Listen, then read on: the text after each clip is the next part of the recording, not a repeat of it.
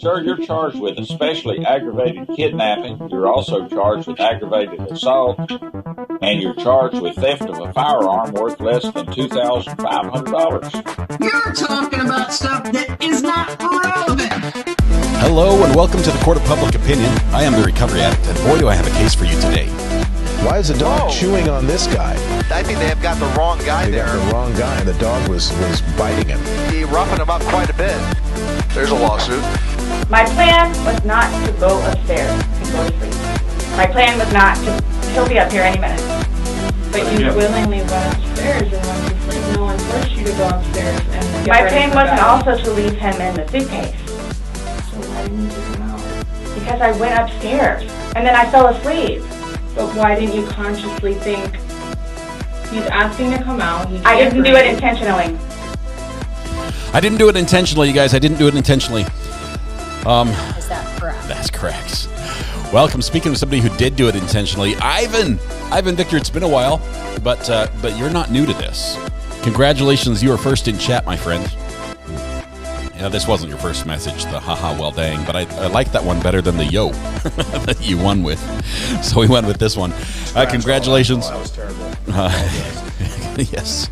Congratulations. Thank you for being first in chat, being excited to be here, for breaking the ice in the chat room, saying, come on in, everybody. The water's fine. Welcome. Let's see.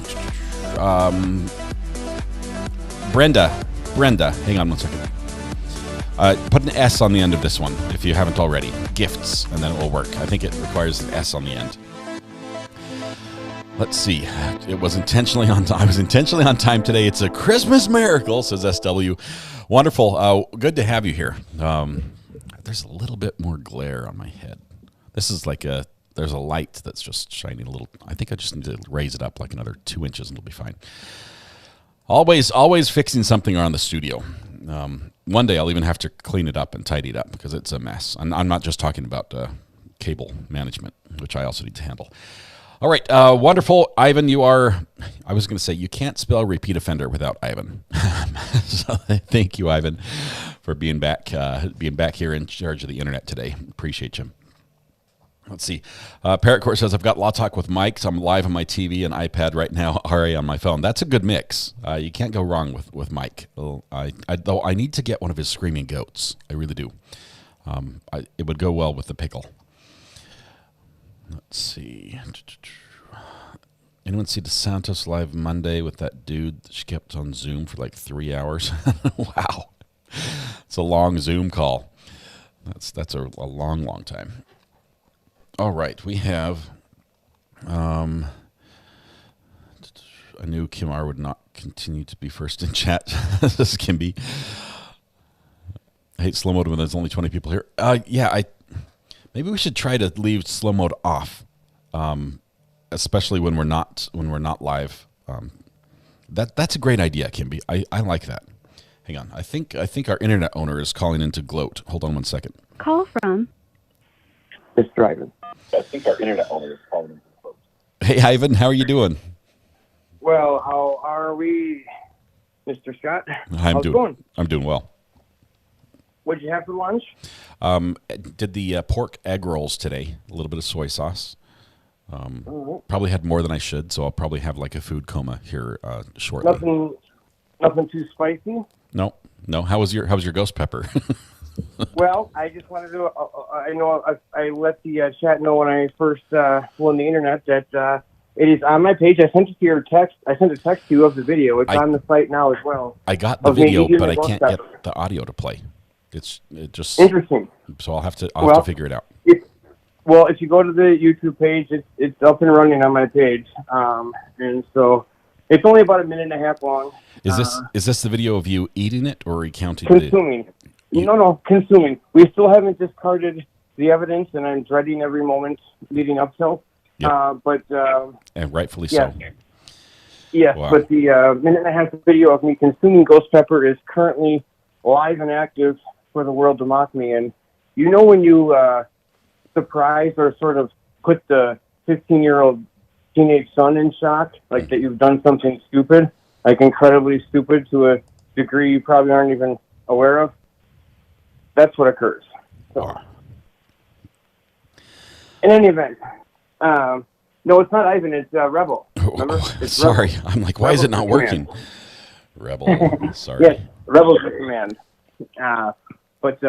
Yeah, in any event, if you want to go check out me in pain, I really, if anybody is good at like graphics, when you hear me like going, unable to catch my breath, if anybody could insert flames there, like as I'm gasping for air, as if I'm a dragon because that's kind of what it sounds like. I'm thinking like a volcano erupting. It would also be appropriate. So. Oh man, it's awful, and I looked up online just for a little fun fact here.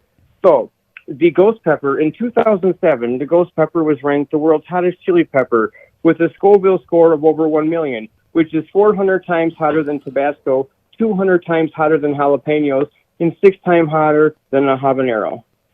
Yeah, habanero will light me up. I cannot do. Yeah. I can do a sliced habanero with no seeds if there's very small pieces, but that's about it.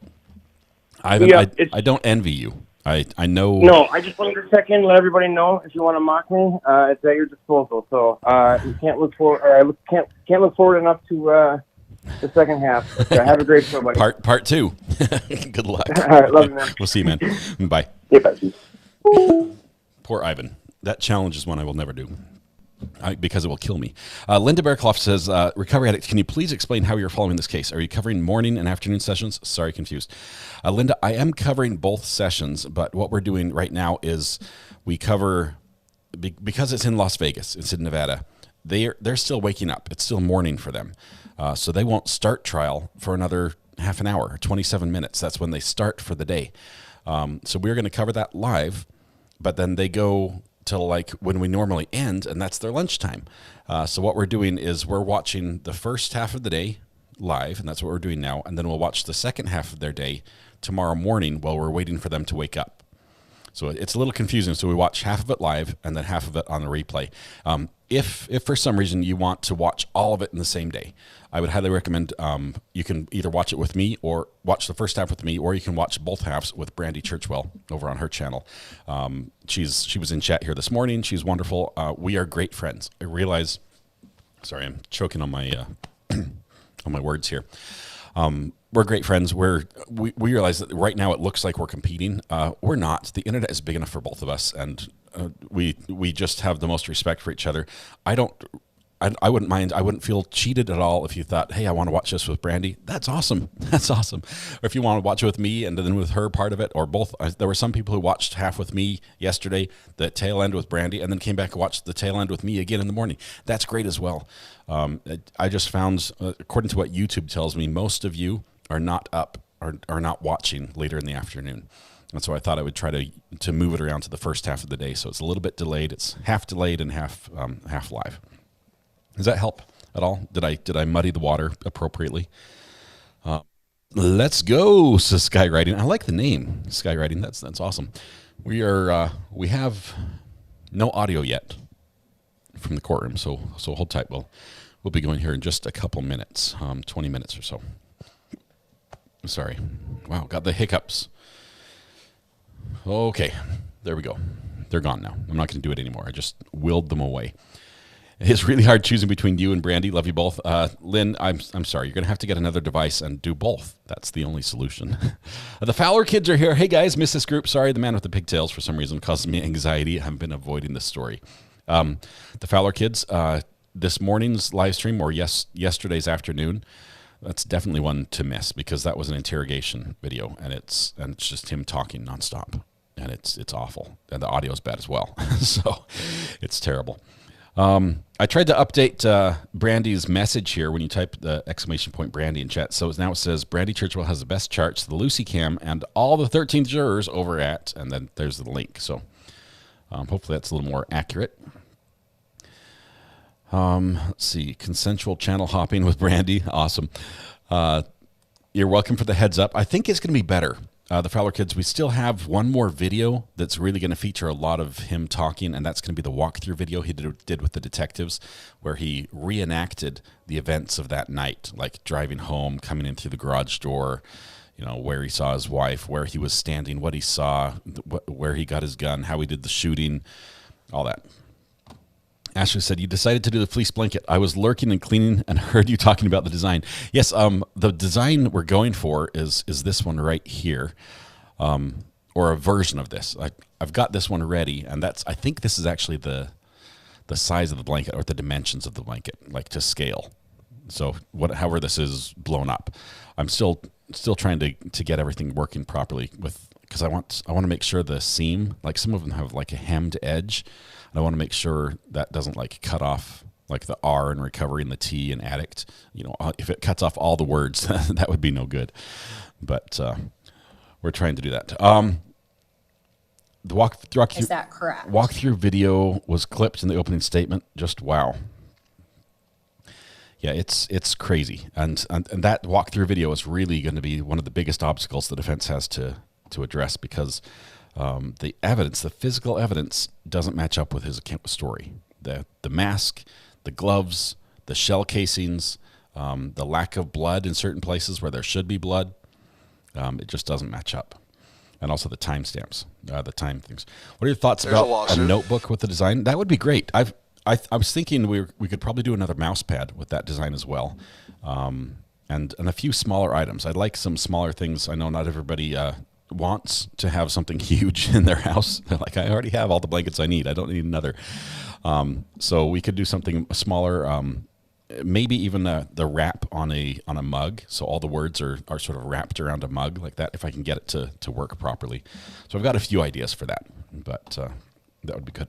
So that's coming soon. We did get the crew neck sweater with the Recovery Addict logo, the new one with the courthouse colors underneath. We got that up as well. All right.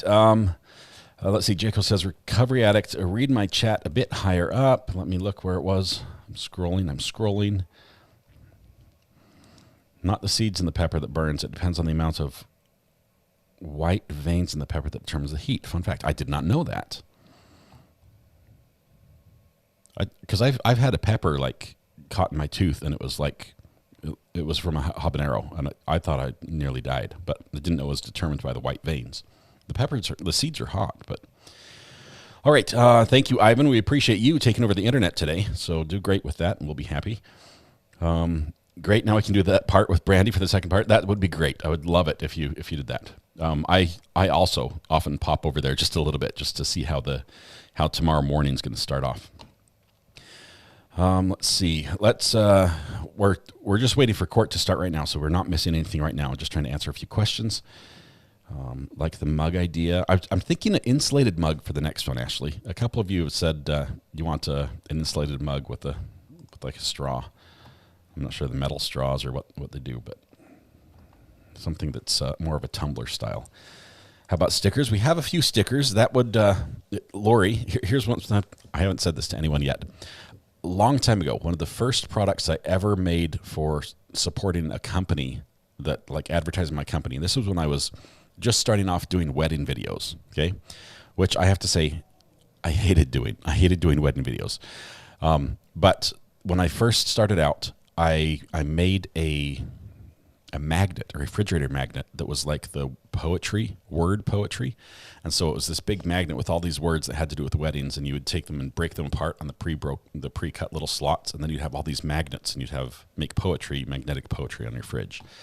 And I spent a lot of time making sure that nobody could make some really bad sentences with those words, okay, because I wanted them to all be uplifting and nice and about love and marriage and things, but not something that could be twisted and be like, oh my goodness, you spelled what?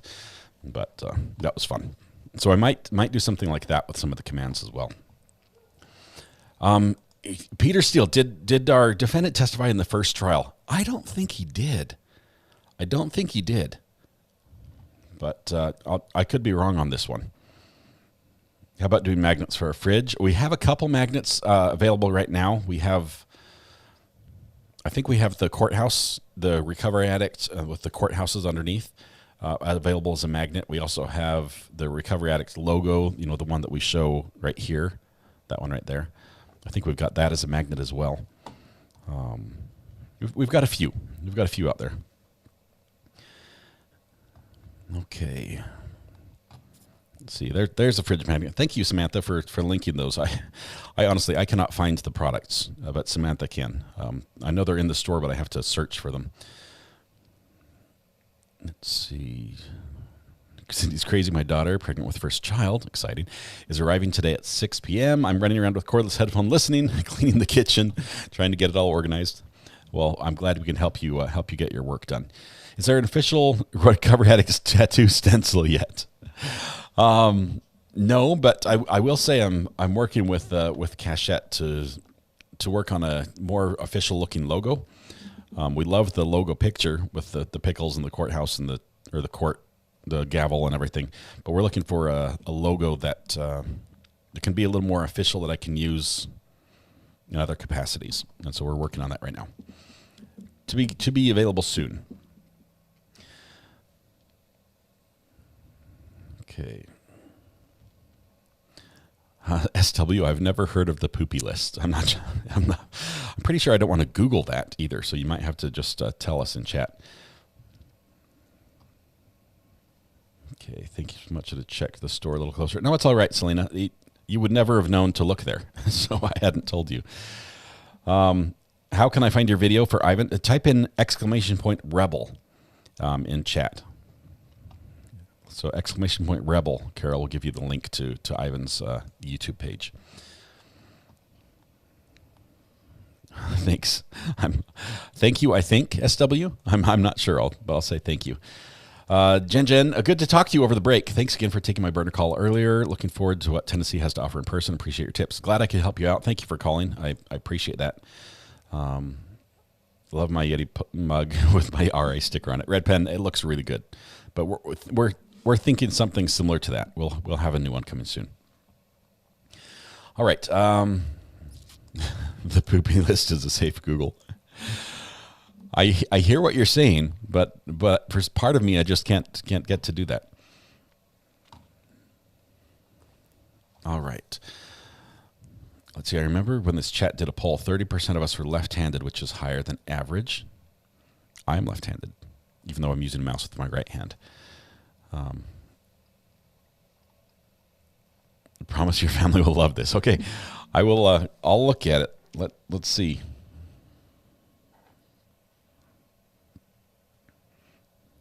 Let's see. I got a question here from Allison that came on the burner phone that I just want to read from this morning. Allison, is that from the UK? With a +44? I think that's from the UK. Allison says, why would Mike Miller choose that night for the robbery? Rather convenient for Tommy. He would be aware the house would be empty prior to that evening and again soon after.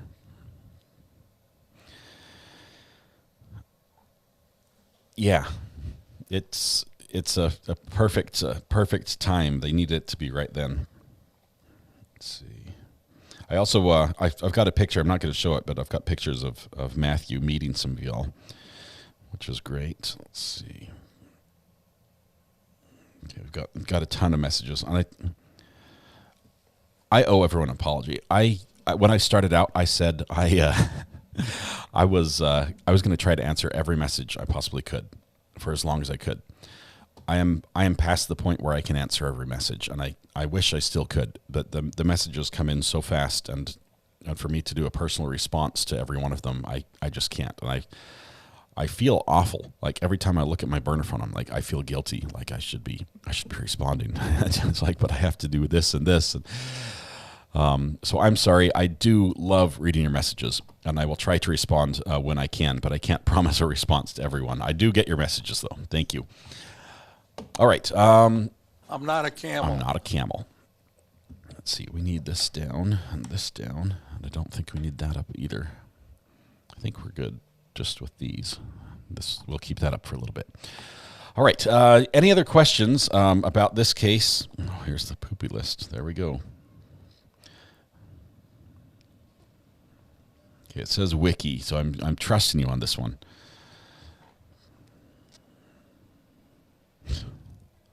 I object. All right.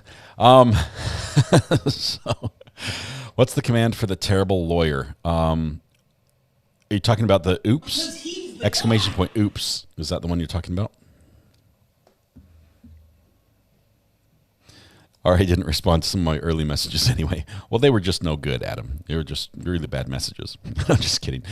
I did did have not the perfect record, Adam. I do apologize. We need to get you actually Scratch on. all that. Oh, that was terrible. I apologize. Is that the one you wanted, Cachette? The oops. We need to get Adam back on video. We need him to update us with his plant situation and everything. So we'll have to figure out. Maybe Adam, maybe you would be willing to maybe appear on the as a guest on the podcast or something. Let me know. When I fractured my wrist when I was 5 years old, they wanted me to write left-handed. Needless to say, didn't work out. I had a similar story, but it did work out for me. Not very well because I don't write well with my left hand. But my brother broke my right arm for me when I was ambidextrous as a child, and Alex stole it. And then I had to choose my left hand. Speaking of the burner phone, I sent you a link last night about a fantastic murder mystery in Australia. A woman backed. Is that correct? A deadly beef Wellington. I still need to read that one, Lego my briefs. I will check that out. No amount of Tums, Ivan, can fix this. I wish I could tell you that what you're feeling is not permanently damaging your body, but I just can't make that promise. Whoa, my brother broke 2 of my ribs on Christmas Eve once at the strip mall. Is that what you said? You spelled mall wrong, Ivan. You spelled mall wrong. Sorry. Squirrel. It's about a deadly mushroom. Whoa. And this is intentional or accidental? Old-fashioned poisonous cook-off. You're talking about stuff that is not relevant. Twelble says, I was born a lefty but forced to be a righty. They used to do that. I think my grandfather on my mom's side, I believe if I've got the people right, was left-handed. And they tied his left hand behind his back and forced him to write with with his right. Strip mall, yeah. I can tell when spell check causes problems with your chats. I know that dang autocorrect. Dr. G has done a good video on the mushroom incident. I'll have to check that out. Podcast could work. We still have some light here at 8. That would be awesome. That would be awesome, Adam. I think we'd enjoy connecting with you again, and I'll talk with Thomas and see if he's open to the idea. She poisoned all of her guests. 4 died. She is fine. So she made it for them and didn't eat any herself. Man. Kitty Kitty Bang Bang. There are very few videos Dr. G makes that I'm not a huge fan of. I really, really enjoy his work. He does a great job. Left is the devil's hand. That's what they used to think. They used to think there's something wrong with you if you write with your left hand. Mr. Man is lurking. Cut the space out of there, and I'll give a response to that one, Mr. Man. But it has to just be ! Lurk with no space. Okay. Still no feed from court, but we expect within the next 7 minutes for that to change. All that was terrible. I apologize. That's terrible. What did Weather Watch say? A solid no. Adam, it got voted down. Just kidding. We might have to bring a couple of you on. Adam, who would you bring with you if you could pick through chat and find one person to twist their arm and say, you have to, I'm going to be on the podcast, but you have to come with me. Who would it be? Who would you drag along as a co-special guest? Hey, Jimmy, welcome. We're doing great. We're getting ready for court to start. This is going to be live. I realize we've been live all morning with yesterday's court. This is going to be live from today's court, the first half of court out of Las Vegas. So just in a minute, we'll be getting going with that as soon as that happens. So we will break in as soon as that occurs. Her kids were there too and ate something else as well. So wild. Was ex-military and father-in-law. Oh, ex-mother-in-law and father-in-law and their daughter and her husband. We're getting feed. We're getting a feed. Too fast to comment, but I'm watching. I'm sorry. It's a fun little group here. Sometimes the chat goes fast. Okay. Army Mom 07, welcome. We're doing great. Welcome. Good to have you here. She's literally called the death cap of the mushroom. There was a time, like in my briefs, that I was really interested in mushrooms, and there's a certain type of mushroom that grows in areas where there's a forest fire. and for some reason I cannot remember the name of the mushroom. But there's a morel. It's a morel, because there's a false morel that is deadly, and then a real one that is not deadly. And they sell fresh. They sell for like $250 a pound. They're ridiculously expensive, but they only have like a 24-hour shelf life, and then they're bad. And so you pick them like up in Alaska where they have these huge fires. You go out there and brave the grizzly bears and moose and everything else, and the Arctic cold. Which could happen at any time, and you pick these where there have been big forest fires, and then you ship them like next day air. You charter a plane and ship them to like San Francisco or New York, and you basically get rich. It's better than gold. So that obviously applied to me as a kid. So I went looking for those. I actually have found some in the wild that grow, and they're not the false ones either. But I've never dared to eat one myself. I've given them to other people. I actually went out with a. Who was it? There's a metal detectorist who's I'm sitting here looking at the hat he gave me. Anyway, there's a really big metal detectorist on YouTube who's really funny, and he wears a military outfit. He's just a fun guy and likes to see what I did there. He's a fun guy. He likes to go out there and just explore caves and everything else. And we found one metal detector, and he kept that, and he was going to eat that. Okay. Okay, we're still waiting for a feed. Have you heard about Henry Dinkins' trial? Have not heard about that one, Sherry. Fill me in. Penicillin is allergic to me. Mary, welcome. Good to have you here. Viviano. Ex-husband was hospitalized for a week due to food poisoning, nearly died. Is this a confession, Francis? Is this like a subtle, I don't know what happened type of thing? Or is it just informational? Morels are wonderful. I've heard that. I've heard they're delicious, but I've never eaten one. You hunt the morels in Washington. When you find a ton, it's like winning the lottery. Everyone is typically very close-lipped about where they find theirs. I know a spot, okay, and it's back in Utah. But I know a spot where these mushrooms grow. And I saw somebody online in chat in a mushroom like group, because there are groups online for people who like mushrooms. And I'm like, hey, I found a spot where they grow, and I shared it. And I have never received more hate mail from anyone than that moment after I shared, where people literally come together to get information about mushrooms, and they were asking about where you can find them. I'm like, oh, I have the answer. And I gave it away. Apparently, this was several people's favorite spot. They all thought it was just theirs, and nobody else knew about it. But I outed it, and it's around the oldest dam in Utah. The oldest. Glad to be back at bidding ran me like a dog. Let's see, who was that? Buttercup, of course. Who else? Glad to be back. Buttercup, you are a dog, just for the record. I'm not sure if you're aware of that, but thank you. Rebecca probably ran you so you would have no energy to chase the chickens around. All right, so yeah, what's a mushroom group called when you have a group of people who like mushrooms? I mean, other than fungi, or I like stories that have a moral. Oh, man. I only eat the mushrooms that are a little poisonous. Stephen, we always talk about food. We always talk about food. Yep. Sherry, I'll have to look into that one. If you're on the mushroom chat forums, there's a forum everywhere. You can go like on Reddit. There's like a subgroup for anything you could possibly imagine. Like spend all day and think of the weirdest idea you could possibly come up with, and then search Reddit, and you'll find that there's a whole community built around that group, and they've been there for years. Tower Hill Girl says, glad to be here with my second family. Thank you. Appreciate your continued support, Tower Hill Girl. In spite of our mushroom jokes. Nothing is wrong with food. A fungus among us. My Buttercup is the sweetest girl ever. Okay, golden brown sautéed mushrooms from the silky garlic butter sauce. I would use that as a base to start making a beef stroganoff. Yeah.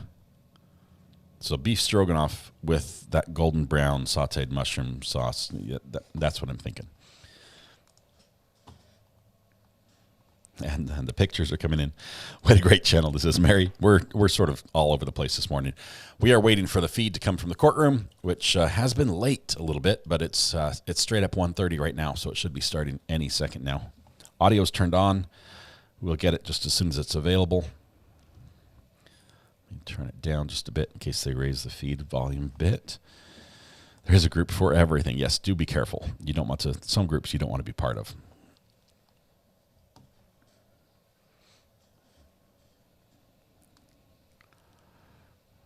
Okay, I just ate, and my mouth is watering now, as you guys are sharing all this stuff. Can't eat mushrooms because of the texture. You can finally dice them and get a lot of flavor still, but I do enjoy the texture a little bit.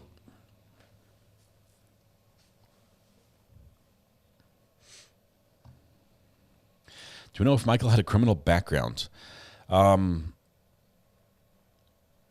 It sounds like from the questions we heard during the last interview that he may have had a past of some sort. The defendant, Thomas Randolph, says he only knew about some arrests that had to do with non-payment of child support.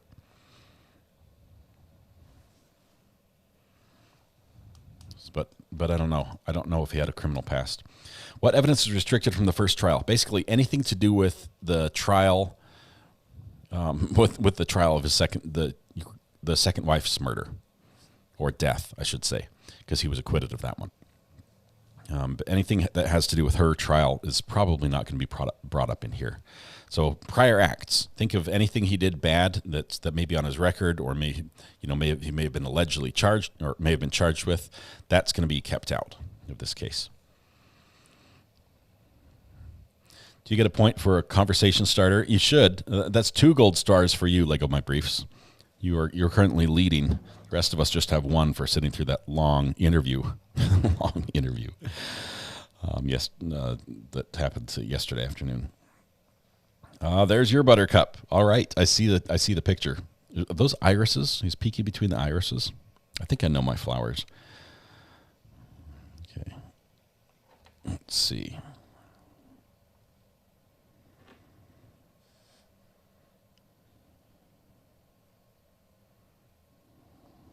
See here. Every spring, everyone in my town, all 300, grab their Walmart bags and go mushroom hunting. Now, the only other thing that I would like to do more than going mushroom hunting with somebody who knows what they're doing, so I don't poison myself, is going and picking fresh asparagus, which I think when I go to heaven, my front lawn better be covered with asparagus. I just think that's what's going to grow up there. So you can just pick up fresh little sprigs and seam them and eat them. Anyway, so asparagus, that is also something that people protect and do not share the locations of. Now, I know some people call this ditchweed, and it grows all along the waterways and farms things, but not the ones that I can find. I did find one place where this asparagus had grown, and it had when asparagus goes to bloom, it full on it grows into a monster bush. It's just amazing. It's just huge, and it's way too tough to eat by that point. Oh, here we go. We're coming in. Anyway, we'll have to talk about asparagus some other time. And I need to fix the audio. It's all coming in the left channel yet.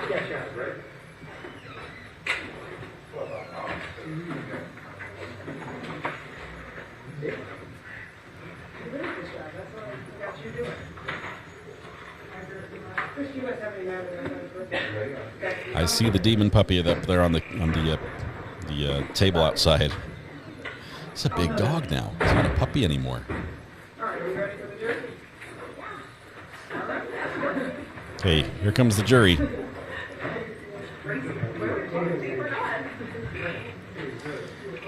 The case we're following right now is the Thomas Randolph case. They just started this morning.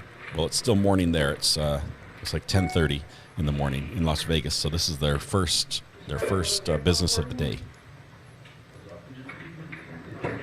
All rise for the jury. Here comes the jury.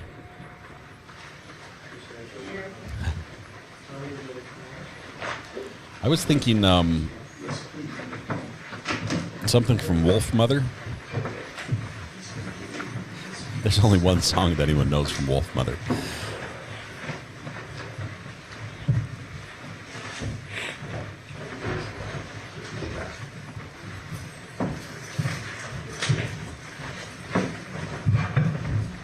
Danny, thanks for 4 months of support.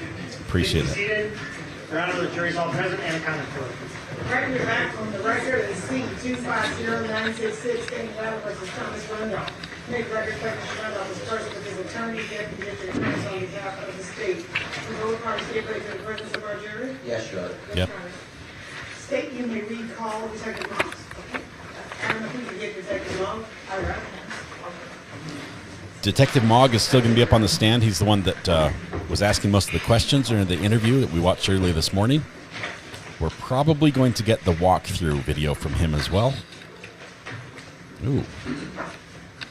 That was fancy. Little transition.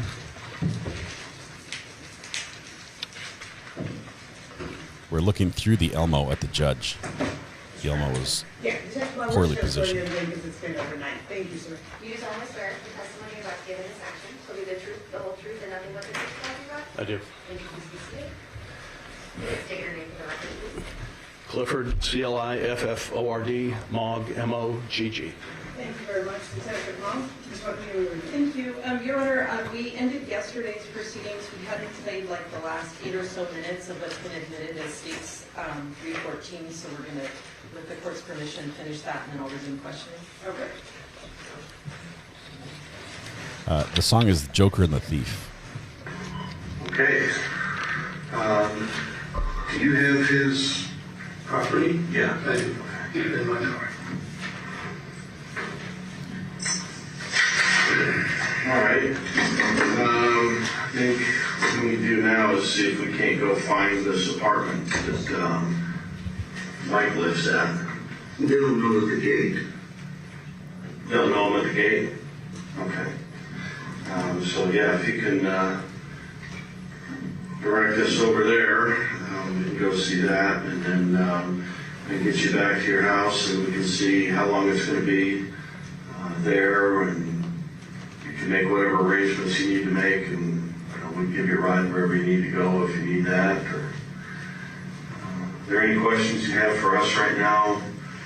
What's going on? Obviously, we don't know yet what's happening back there at your house, but we'll call the guys and find out what's going on as we're on our way over there.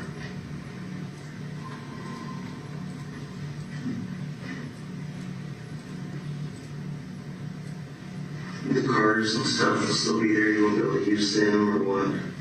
Won't be able to use them. The car. Oh, if everything's photographed and they're done processing your car, we can't see if we can give it to you. Do you have a place you can go for the night? No, not really. This will be a hotel or something. Because you're not going to want to stay there. I don't want to stay there ever again. Really? Is there other family here in town that... My family, no, there's her daughter. I've got to get a hold of her, but... Okay. Is there calls that you need to make right now, maybe, to get a hold of her, or anything we can help you with? No, I probably ought to do it myself. Okay. Well, let's just go out here real quick and get a couple things done, and then we'll get you together, and we'll head over there and start getting some of this stuff done so that you can get your car and make whatever arrangements you want to make for tonight. And what we'll probably do is we'll lock the house out and seal it tonight, and then let you make arrangements then to get things moved out or whatever you need to do. How long does all this take? Like, I guess to make funeral arrangements and stuff. Well, what'll happen is this evening once we're done, or we're to a point where we're finished processing inside the house, and your wife can be removed from the house, and we'll get him out of there. They'll go to the coroner's office, and then probably tomorrow morning, there'll be an autopsy of your wife. And then once the autopsy is completed, then the medical examiner will release your wife to the funeral home that picked her up this evening, and we'll be able to give you that information. Coroner will probably also be at the house, and they'll want to talk to you. But they'll be able to give you a little bit more detail about which funeral home is going to take your wife tonight to the coroner's office, and then how you can go about making arrangements for your wife tomorrow once the autopsy is completed. That seems like a slip. Whereas, like, how long will this take? This is wife number 6, fourth one to die. He's sort of been through this process. 5 months pregnant right now. Is she married? What's your husband do? I'm a salesman at one of the casinos. How long have they been married? Quite a while. It might be better to talk to him first. That's what I better do. But we can get you over to your house and at least get you your phone and see if we can't get some of this stuff started for you.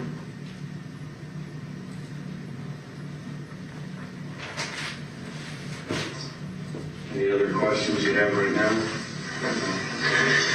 I'm just run out here and make a quick phone call, and then I'll get you, and we'll go up and find the apartments where Mike was staying, and I'll get you back over to the house. Let me check and see if I can do that. Hold on. Please tell me Kentucky the apartments. Okay, have a choice to that. Once we get there, we'll just talk to him. We're not going to go to the apartment with you. And then I'll get you back over to your house. You said your cell phone or your wife's cell phone, one of the others inside the house? Yeah, I think so. Okay. I don't have mine. We took it. Who? The officer? I don't know. I've seen it somewhere. Somebody had it. Okay. It might be in a bag. There's a bag of, they said, your property. I don't know what's in it. I didn't look at it. But it's in my car right downstairs. So we'll give you all that stuff, and then if your phone's in there, you can make whatever calls we need to. We'll assist you however we can. Yeah, I would need it because it has all the phone numbers in it, because I don't know my card or anything. Okay. Does Mike wear cowboy boots? Sharon gave me some cowboy boots the other day. Okay. Her husband Nine's cowboy boots are, I don't know if they're cowboy boots, they're like dressy boots. Okay. And if he were wearing dark brown gardening gloves, is that something he would have brought, or do you think that's something he might have found around your house? That's something you would have around your house? There's a lot of gloves around my house, I don't know. You know, like cotton, they're just the cheap old cotton gardening gloves, they're just pretty white fingers. I don't know. I don't think so. I think ours are, I mean, we had them there before, but I don't think he would have got them there. But what about this mask? Any idea? Would he have brought that with him, or do you have a knit mask around your house?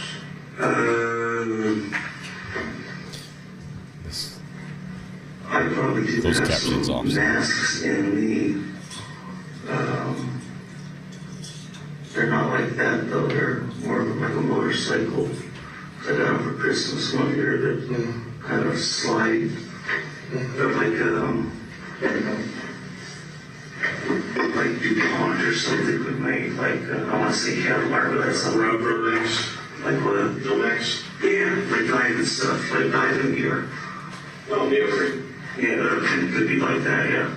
Because I got this is somebody gave it to me for a Christmas present one year. That's a bike thing, but, and then I used to have an envelope on the back of it. I had a, foot chest with It had its own air hoses and stuff, and jacks and little portable heaters and stuff you'd have if you got stuff you could talk whatever in four-wheel drive.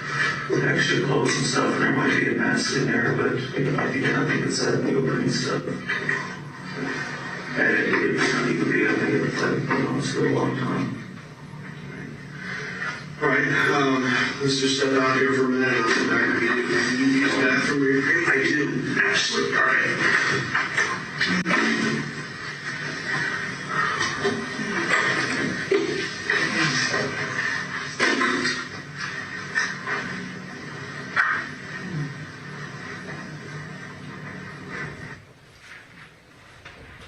Detective Mogg, after that interview concluded, what did you do with Mr. Randolph?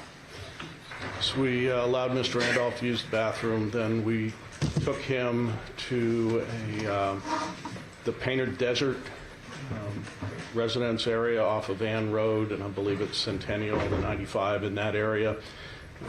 He pointed it out to us. We pulled up, spoke to the security guard at the gate, who told us that he was familiar with Michael Miller and where Mr. Miller's relatives lived in the complex. And that was as much as we did at Painted Desert that night, and then we took him back to the residence. And the residence being the Rancho Santa Fe one? That's correct. Okay. Now, there was discussion in the course of the interview where I think Mr. Randolph mentioned that it had taken like 20 or 30 minutes for officers to get inside the house. Yes. Are you familiar with the 911 in this case? I am. And what does that indicate to you in terms of timing? So I listened to the 911 call and watched the timer on the call. If the call comes in at 8:45 p.m. approximately. Just for the record, I'm going to object to this. That it's not accurate. It is 8:44, 54 seconds. And if he's going to testify, I really think the 911 call should either be in so the jury can hear it, or that he can get the numbers that are accurate, because they keep saying 8:45, it is not 8:45. What was the time? 8:44 and 54 seconds. Okay, so six seconds short of 8:45? That's correct. Okay. And wow. From your review of that call, can you hear on the call officers entering? Yes. And is it less than 30 minutes? Yes. Now, after you had that interview with Mr. Randolph, were there things in the interview that struck you as an investigator? Yes, there was. Such as? So at the very beginning, when Mr. Randolph described how he had met Mr. Miller, that he was in a convenience store, that Mr. Miller was in front of him purchasing some beer, that Mr. Miller confides in him that the clerk is always IDing him or carding him when he purchases beer, and that he does this all the time and he's always getting carded, but today he forgot his ID. To me, I figured that if the clerk knew you enough to card you every time. Sustained. I'm asking about what struck him as an investigator, not for the truth of the matter asserted, Your Honor. He can absolutely testify to what he was thinking. That if the clerk knew you enough to card you every time, that if they've carded you today and you're back in tomorrow, they may remember that you have been carded. Also, Mr. Miller didn't look anything like he was 21 years old. Then after that, when Mr. Randolph purchased or was going to purchase the beer for Mr. Miller said, "No, you keep that one, I want this one," and picked up a different beer. So then the purchase is made, Mr. Randolph and Mr. Miller leave, and then Mr. Randolph describes how he sees Mr. Miller walking down the street and decides that he's going to pick him up and give him a ride. And it just struck me as odd that this is a person you met less than 5 minutes ago, and you're giving him a ride home, and now you're going to sit in front of his house and talk to him for an hour. So after that, the next thing that I thought was odd was that Mr. Randolph told us that he had hired Mr. Miller to do some odd jobs around the house, and that he was always asking him for money, and he would loan him money, or he would do work in exchange for money, and that Mrs. Randolph was upset with the fact that he was always loaning him money. Mrs. Randolph even made mention that Mr. Miller or Mr. Randolph needed to find some male friends. I thought that was a little odd. Then Mr. Randolph mentions that Mr. Miller is probably not the best worker, but he continues to employ him anyway. Then the next thing that struck me as unusual was that Mr. Randolph was leaving town. Hold on there. 1 second. Just that this is just becoming a narrative. It's not question and answer. It's just a narrative of what he thinks was on. Well, I mean, it is a long answer, I'll say that, but it is what struck him about the interview as an investigator that caused him concern. So, I mean, I can break it up and say anything else every time, but...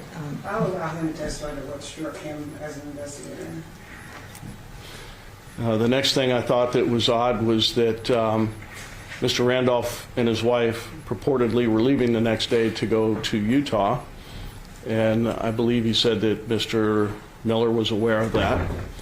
Then he was with Mr. Miller approximately 3 hours before the incident happens. So let me pause you there. You mentioned that according to Mr. Randolph, Mr. Miller was aware that Mr. and Mrs. Randolph were going to leave town. I believe that's what he told me. Why did that strike you as strange in terms of this case? Because if somebody was going to leave town and you were aware of it, why would you break into their house this evening? Why wouldn't you wait until they were out of town when there was no chance that they would come home? Did you do you remember in the interview Mr. Randolph talking about how he always carries a loaded weapon on his person? I do. But I believe he says in the interview that he just happened to not have it on him that night. That's correct. Was that like part of what form, was that also an impression that you had with regard to the interview? It was something I noted, but the fact that he was going to a casino, I mean, he did tell us that he was under the impression he could carry a gun anywhere because of reciprocal laws between carrying concealed weapons in Utah and Nevada. But it was something that I did note. Now, in the interview, it looks like you actually sketch out a diagram of the layout of the Randolph residence. I did. And he points out various things he was doing or sort of how this interaction with Mr. Miller played out during the course of the interview? Yes. May I approach, Your Honor? Yes. Sir, I'm showing you what's been marked as State's Proposed 214. Do you recognize what that is? I do.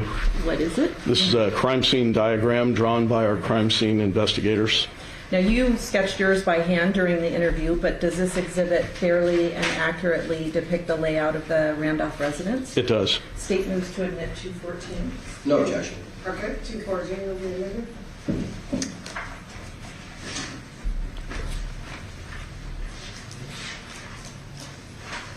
Do I have to do 2, Your Honor?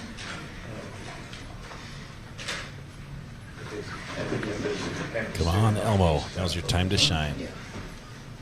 Oh, thank you. Push the blue button. There we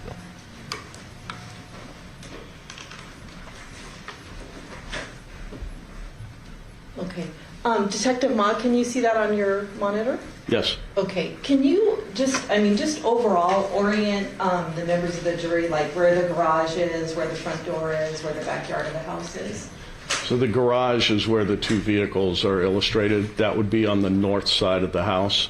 The master bedroom and the family room area, kitchen and all that is on the south side of the house. As soon as you enter the residence from the garage, there's a door there. Immediately to the left is a washer-dryer.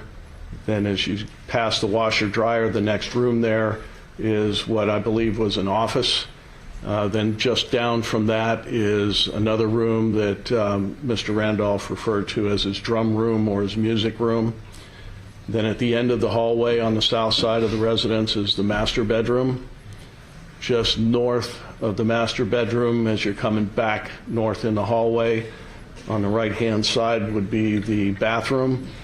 Then there's a hallway which leads into the living room area, the kitchen, and then there's another den family room on the north side of the house near the front door. Okay. And then the front door is located there in the living room. Okay, so here's the front door, right? Yes. And then this is the garage area? That's correct. This is the location of Mrs. Randolph? Yes. And this is the master bedroom right here? Correct. This is the drum room or the music room? Yes. That's a bathroom? Yes. And then there's sort of an office type room here? Correct. There's a door leading into the house, like from the garage into the house at that location? Yes. And then this is the location of Mr. Miller, right? Correct. Okay. Did Mr. Randolph, did he describe how Mrs. Randolph entered the house? He did. Can you kind of orient us on the diagram how he described her entering the house? So as they arrived home, he pulled into the driveway, which is on the north side of the garage. He opened up the garage. Mrs. Randolph was the passenger. She stepped out of the vehicle and went through the garage into the door that leads into the house and into the residence. I think if you, there's a mouse there that might kind of give you a little bit of an arrow. Okay. This is the driveway right here. Okay. When Mr. Randolph arrived home with his wife, she was in the passenger seat. He was driving. What is this, Windows 3.1? He stopped in the driveway to allow her to get out because there wasn't enough room for her and him to exit the vehicle because of some shelving that was on the side of the garage. Convenient. So he allows her to exit. She walks through the garage, through the open garage door, and then goes into the residence through this door right here. Okay. Now, Mr. Randolph follows, according to him, that same path into the house? Yes. Okay. And then he describes seeing a figure or something kind of move from one side of the hallway to the other? Correct. Can you point that out on the diagram for the jurors, please? So the way Mr. Randolph describes this is as he parks his vehicle, he gets out, he opens up the door leading into the house. As he stands about right here in the doorway area, the hallway is illuminated by a light that was right here on a table. And as he looked down the hallway, he stated that he believed he saw someone jump from the bathroom area here across the hallway toward the drum room. And then he told me that maybe it was just he saw someone peek around the corner of the drum room right here. Okay. Now, where did Mr. Randolph describe shooting Mr. Miller on our diagram? So after seeing the movement, Mr. Randolph says that he steps into this bedroom here and then described, and I later saw this shoe rack, it's a hanging rack that's in the closet right here, that he reached into that closet and stepped into the room as he saw a person coming down the hallway toward him. He reached into the closet, grabbed his Makarov 9mm pistol, which was loaded, and an extra clip of ammunition for the pistol. And as he stepped into the doorway here, he stated that he was confronted by this person whom, at that point, he said he didn't know who it was, and that this person had a mask on, and that the mask, they bumped into each other, and I believe he said the mask kind of partially moved up on his face. And did he describe then at that time that he started firing at the intruder? He said that they basically cleared a little bit of distance, so created a little bit of space between the two of them. And then he started to draw his pistol up, and he began to fire at this person who was in his house. And he continued to fire as this person moved down the hallway here toward the garage door. Once the person went through the door, he continued firing while the person was in the garage on the floor. Okay. In the hallway, on the walls, did you see any evidence of like secondary strikes or any ballistic evidence, anything to indicate to you that there was a shooting that occurred in the hallway? I saw no bullet impacts in the walls of the hallway.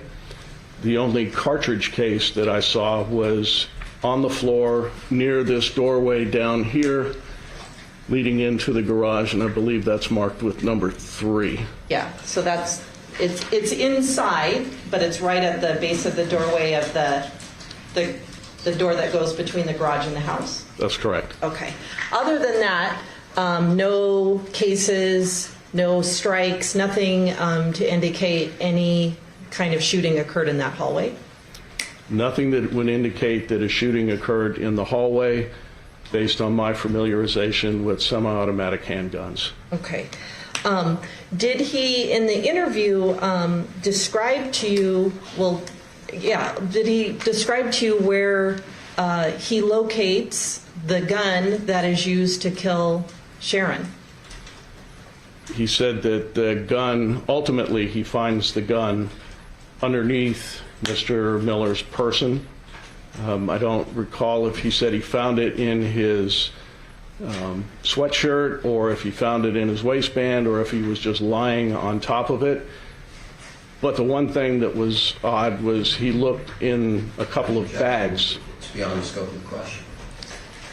So I'll rephrase. Let me ask this question. There is in this first bedroom here by Sharon Randolph, there's an item of evidence. Are you familiar with what that item was? I am. And what was there?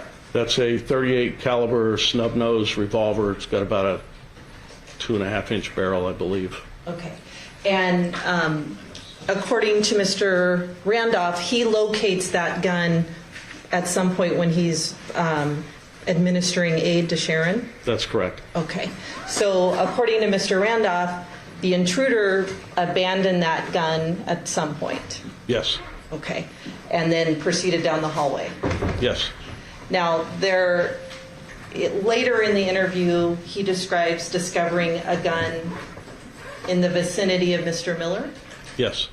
And so there's a second gun as well, right? Correct. And there's actually a third gun if you count the one that Mr. Randolph had. Yes. What does Mr. Randolph say he did with the gun more closely associated to the area of Mr. Miller?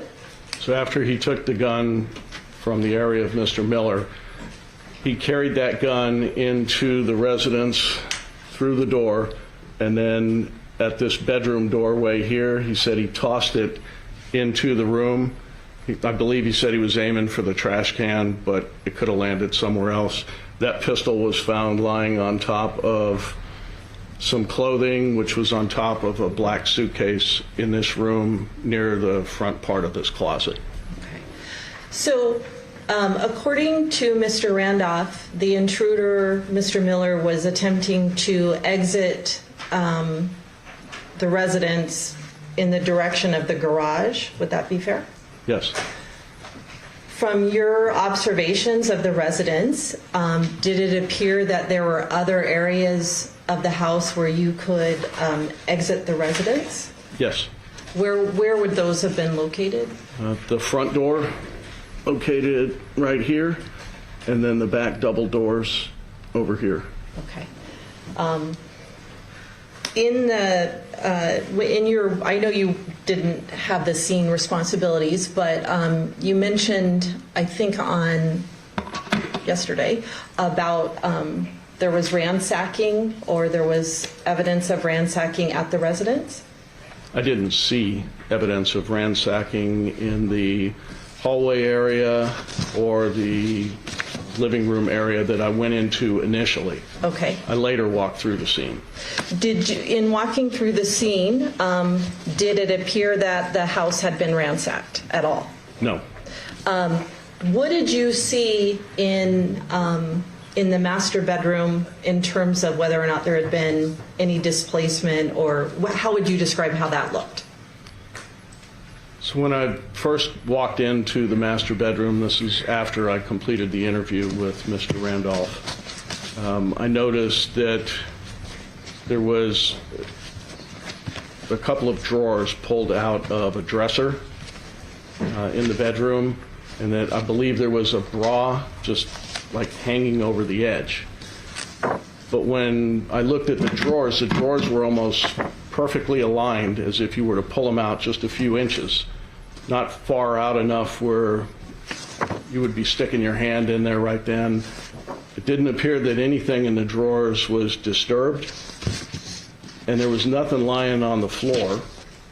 There was a cabinet, I believe, that was partially open, but again, I didn't see anything strewn around the room, pulled out of drawers, tossed on the floor. I found a jewelry box that had some jewelry still in the bottom of it, and I believe a piece or two in the top part that was sitting in a laundry basket. I just thought that was odd. And then as I went into the drum room, I saw the same thing in there. There were a couple drawers that were pulled open, but it didn't appear that anything within those drawers was disturbed. One of the cabinets on that dresser was open, and there was two items, I don't recall what they were, lying on the floor in front of that dresser. But it almost appeared to me that they had been placed there and not just thrown onto the floor. Based on, I'll lay some foundation. Okay. Detective Mogg, prior to working homicide, where were you assigned at Metro? So I was assigned as a patrol officer first, and during that time I investigated numerous burglaries. Then I went to the career criminal section after that, and I was responsible for locating criminals. Then I was assigned to the robbery section, and when I was assigned to the robbery section, I was responsible for conducting investigations of home invasions, where people were home at the time, where force was used to make entry, and where items were searched for by suspects. Okay. Based on that experience, Your Honor, I would ask that he be allowed to render an opinion about what he observed in this home in terms of the ransacking or lack of ransacking. As an expert? Your Honor, I believe he can say what he observed, but not He can testify what he observed, but he can't give an opinion as to whether or not the home was ransacked. May I approach, Your Honor? Yes. Okay. Sir, I'm showing you what's been marked as states proposed 105 through 117.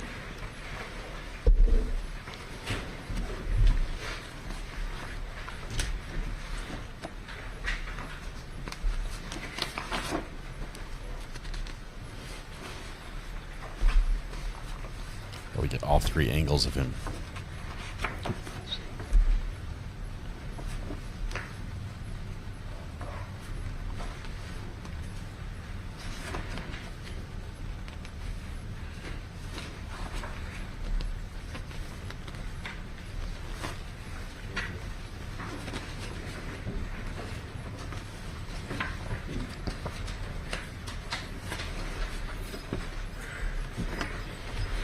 Do those fairly and accurately depict how the master bedroom appeared that evening? They do.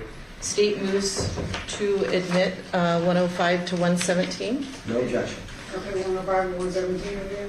Thank you. And just to orient on our diagram, this area is the master bedroom? Yes. Okay.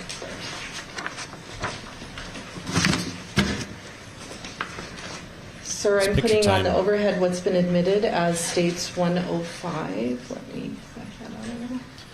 Warning, we may have some graphic photos shown here. What are we looking at in that photograph? So this is looking into the master bedroom from the hallway. The bed is located there where you see it. The door opens inward and to the left, and there are some drawers that were in a little box that was hanging on the wall, lying on the floor. And this, I'm going to zoom in on this dresser.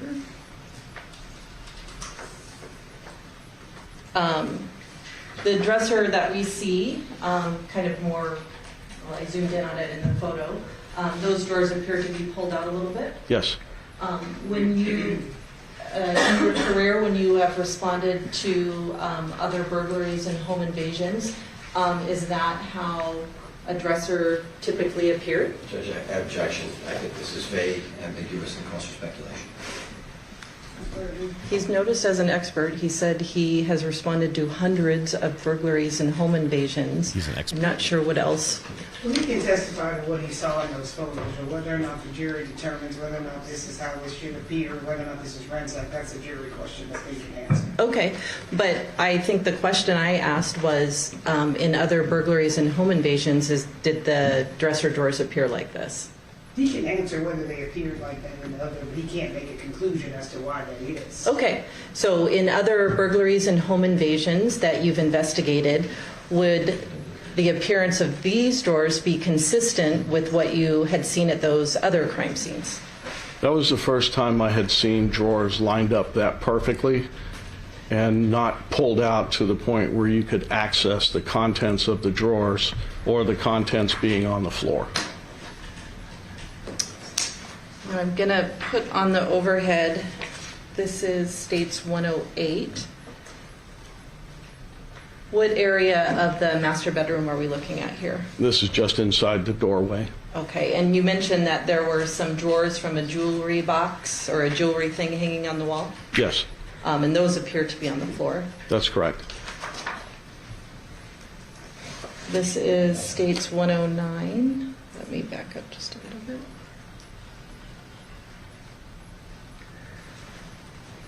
What are we looking at in that photograph? This is that box that I was talking about that was hanging on the wall next to the door. I'm putting on the overhead now, States 110. Different view of that same dresser that you were just speaking of. Yes. There's also a television in the middle of the photo, for lack of better identification. Correct. The cabinets below it don't appear to be open. No. This is States 111. What are we looking at in that photograph? It's a bag with some clothing items in it that was sitting on the floor next to the television. Bag obviously not dumped out. No. Drawers on the lower part of the dresser not pulled out. Correct.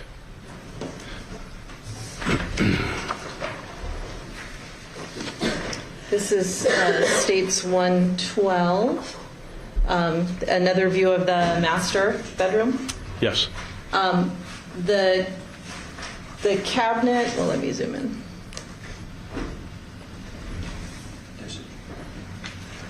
Do you see disturbance in sort of the headboard backing area of the bed? Yes, the cabinet door is open. Okay. The drawers below it don't appear to be pulled out. Is that fair? They are not.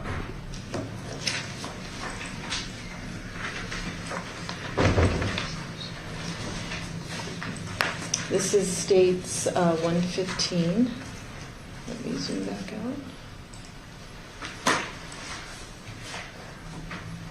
Just another view of the bedroom, is that fair? That's correct. And you put on the overhead, States 117. Sort of the right side of the bed as you're facing the bed. Yes, that was another drawer that was pulled out, but it didn't appear that anything in the drawer had been disturbed. Now you said there was, I'm going to go back to States 214. Oops, I'm reading it the same way. Looking at 214, there is a bedroom kind of office area right as you enter the house to the left. Yes. Did that room appear disturbed to you? I don't believe so. I really didn't pay a lot of attention to that room. I mainly focused on the other ones. Okay.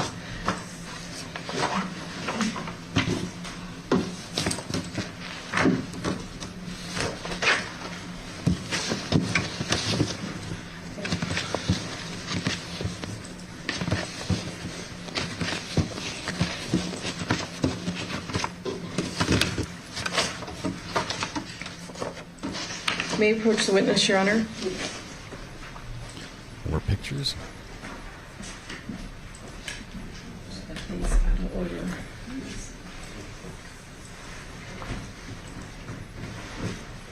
Okay, I'm showing you what's been marked as state's proposed 123 through 135. Ask you to just look through those and tell me if you recognize which room that is. Yeah.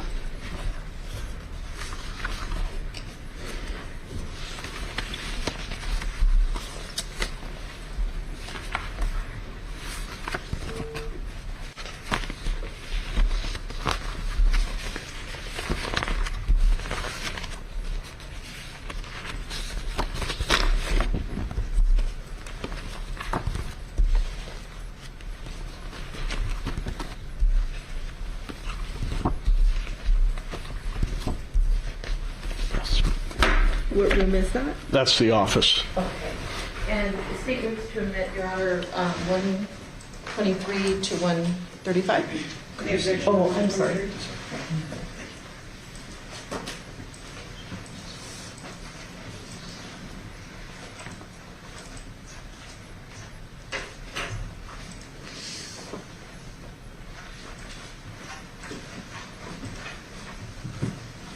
No objection. No objection. 123 to 135 will be admitted. Now, it was in this room that Mr. Randolph explained that he was able to recover a gun that he later used to shoot Mr. Miller? That's correct. And do you recall in the interview where it was that he said he got the gun from? He described it as a shoe rack in the closet. Okay. I'm putting on the overhead what's been admitted as states 123. Does that depict the area that he was speaking of? It does. And can you just kind of point to the jury where the shoe rack was hanging according to him? Right here. And so he explains that he recovers a gun from that area and that's what he ultimately uses to shoot Mr. Miller? And a clip. And a clip. And then I think you testified earlier that he describes sort of a physical bumping into each other in a doorway. Yes. With Mr. Miller before he shoots him. Correct. Is that doorway depicted in this photograph? Yes. And that doorway is to that long hallway between the garage and the master bedroom? Correct. Now, were you aware of whether or not there was prescription medication in the residence? I was aware there was. Okay. Do you know if any of that appeared to be taken, or would that be a question for Detective O'Kelly? That would probably be a question best addressed to him. Okay. In the description of the encounter that Mr. Randolph gave you on the 9th of May, did he describe whether or not that door leading from the house to the garage was open or closed prior to the time he shot Mr. Miller? During the initial interview with him, he described it as being closed, but then he opened it after he retrieved the pistol from Mr. Miller. Did he talk to you about what hand Mr. Miller had his gun in, meaning the gun of Mr. Miller? I believe he said the right. Okay. In describing his actions that night, did he explain to you that he attempted to render aid or resuscitate Mrs. Randolph? He did. And he said he kind of flipped her over? Correct, following the directions from the fire department operator. Okay. When you were speaking with Mr. Randolph at homicide, did you notice whether or not his clothes appeared to be heavily bloodstained? I did not. Did you see any evidence of bloodstaining at all? I don't recall seeing any. There may have been some small blood stains, but I don't recall seeing them. Okay. At some point after the 9th, Does yourself and other detectives ask Mr. Randolph to do what's called a walkthrough? Yes. Who arranged that? I arranged it. And how did you do that? By telephone with Mr. Randolph. I believe Detective O'Kelly and I may have also spoken to him that night about doing one, but then I followed up on the phone with him. And I probably should have started with this question, but what is a walkthrough? So a walkthrough is where we take a witness or a victim of a crime, and we basically have them on videotape and audio recording walk us through the sequence of events that led up to the incident and then things that happened following the incident. And was there a particular time or day selected in order to do the walkthrough? We arranged to do the walkthrough at approximately the same time as when the incident occurred. So I believe we scheduled it for somewhere around 8:30 at night. To kind of mimic the time that the incident occurred at? Yes. Okay. And who from homicide came to the walkthrough? So it was myself, Detective O'Kelly, Detective Wilson, who is Detective O'Kelly's partner, our sergeant, Sergeant Albee, and then I believe we had Don, I can't remember his last name, our videographer from the police department was also there. Okay. So there were some detectives from homicide, a homicide sergeant, and then a videographer who works for Metro. Yes, and I believe a couple crime scene investigators showed up at some point. Okay. The videographer is just someone that you call up to kind of assist with doing the walkthrough? Yes, Don Bell. Okay. See, you got the name. Did all the homicide detectives drive there and sort of get there ahead of Mr. Randolph?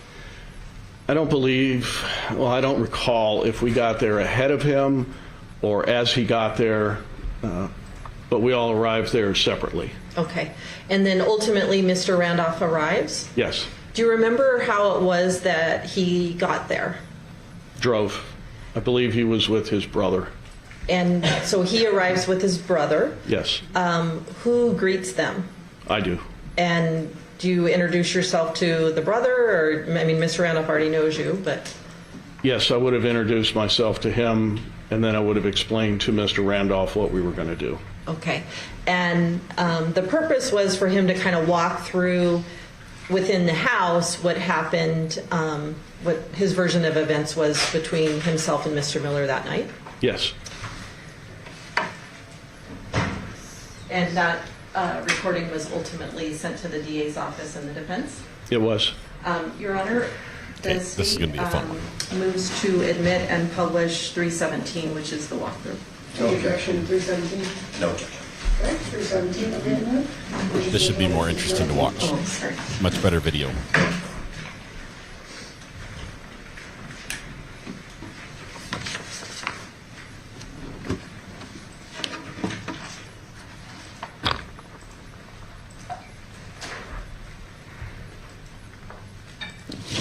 The microphone, the camera that's on the defendant got bumped and we heard it, which means the onboard camera mic is turned on, which is bad audio. Okay, what we're going to want you to do is just, I want you to give us your name, date of birth, social security number, your address here, and then explain to us what your understanding is of what we're going to do here. My name is Thomas Randolph. It's my understanding we're doing a walkthrough of the house, kind of a reenactment of what happened last Thursday. And came out here on your own free will. Correct.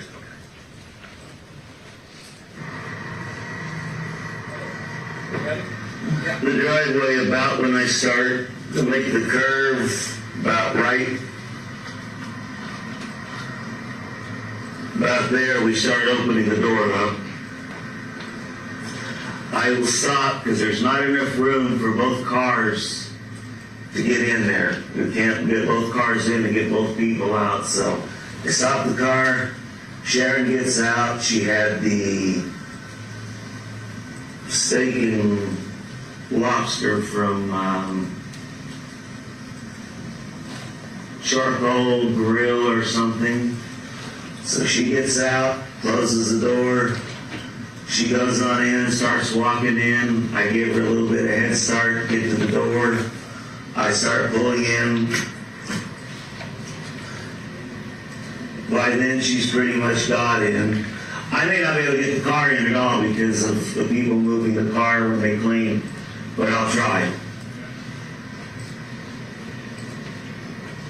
She's already in the house. She's going in the house about right now. I'm not going to be able to get out of the car, so I'm going to have to move the car over and can't get out. Well, I actually start shutting the door as I get in.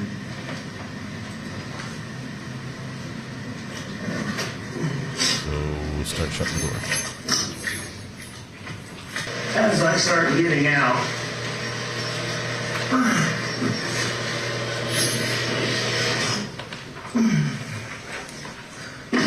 this is about how close it was that night, so that's probably...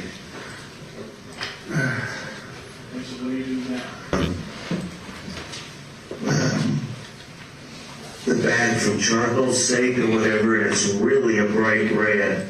And this hall light wasn't on at the time.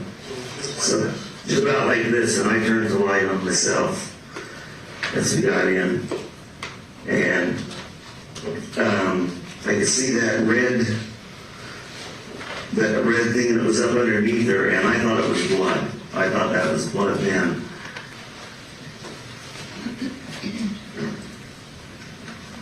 And about right here, when I was like this, I was trying to kind of get a view.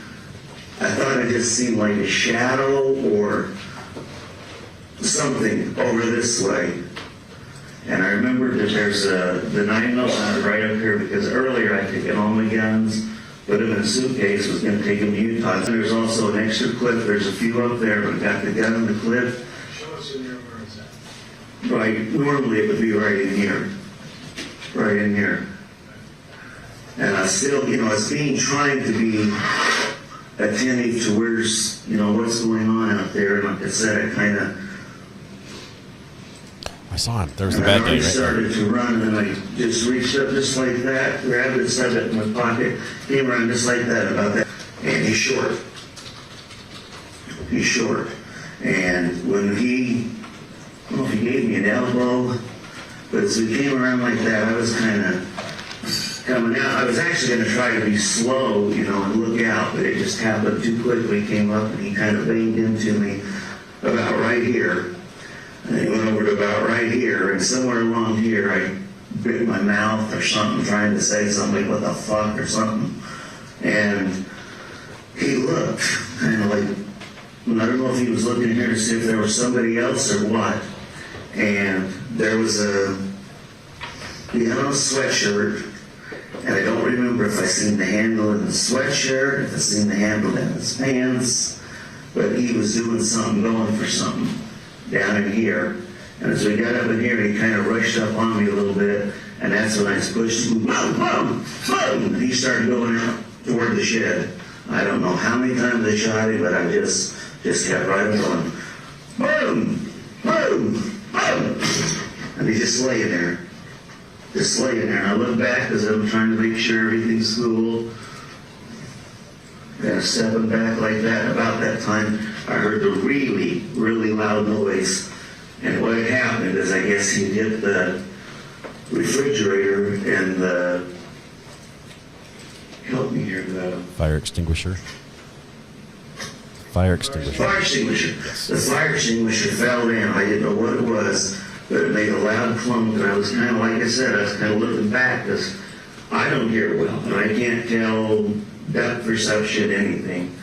And when I heard the noise, I was kind of, like I said, backing up and kind of trying to make sure there's nothing else going on. And when I heard that noise, it really did scare me. And except the door didn't come down. It stayed just like it was open. And I actually got close. And I don't know if I shot him once, I shot him twice. And then started coming back down this way. He wasn't moving. He some noise. Come back down this way. I mean, real, just, you know. Sharon? Sharon! Sharon! She's not. What are you doing when you're doing this? When do what? What are you doing now? I'm just kind of trying to see if anything else is going on. You know, like there's anybody around. And I came in here, and then I started going here, and I big blood, and I came back over and I went to call 911. And I came back over, and I didn't have my phone, and it keeps falling off of me. I come back through here, and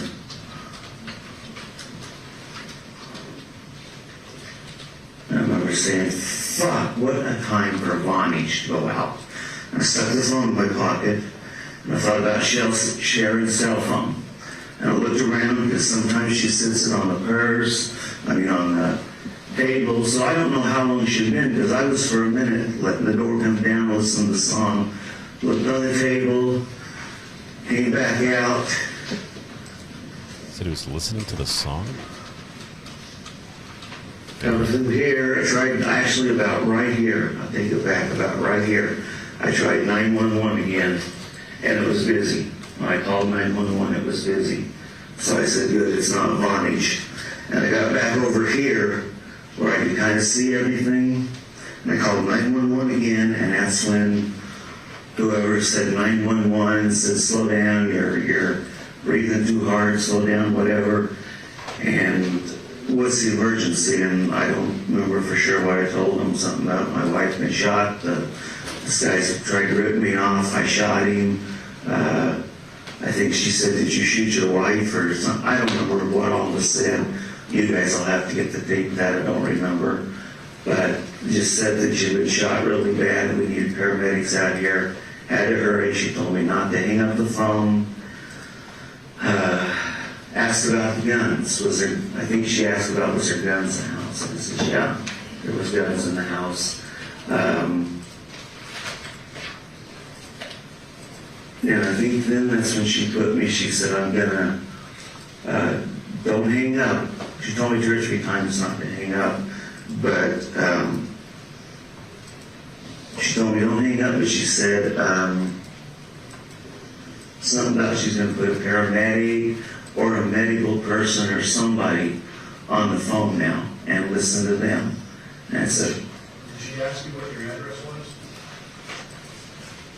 Yeah, I'm sure she did. So I told her the address. I think maybe that's when she told me to slow down. I was too excited or something. What address did you give? Well, I'm assuming I gave her this 16517 Rancho Santa Fe Drive.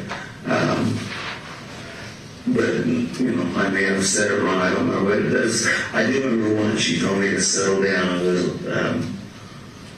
too excited or something. And anyway, the paramedic got on the phone and he says, so what's happened with your wife, or describe your wife or whatever, something to that effect. And I said, well, she's been shot. She's bleeding a lot she's on her belly. She's bleeding a lot underneath her head. I don't remember exactly, but I described basically whatever was going on with her. And that's what I remember. She was bleeding under her head, and that's what it said. And I told him I had taken a pulse, and I couldn't get a pulse. And he said, you've already taken one? And I said, yeah. And I believe that's what happened. He asked me, and I said, yes. And he says, okay, now listen close. This isn't going to be, he was basically telling me it was going to be yucky. I don't remember the words he used, but he said that we needed to take care of Sharon or she was going to die. And it wasn't going to be pleasant, is maybe what he said. And I said, that's okay, I can do it. Let's just do what we got to do. And so he told me to roll her over, and I went over and, I guess I had his phone still. So, and that's what he said, keep the phone by you. And I went over, and it seems like he told me to lay the phone down now and roll her over. So he said, but keep the phone by me, don't hang up. But I got down like this to, now this is the bad part, and it was bad then, but it's really bad tonight, so it may not be exactly like that.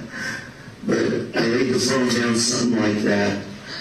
I said, Sharon, I'm trying to get her to respond in some way.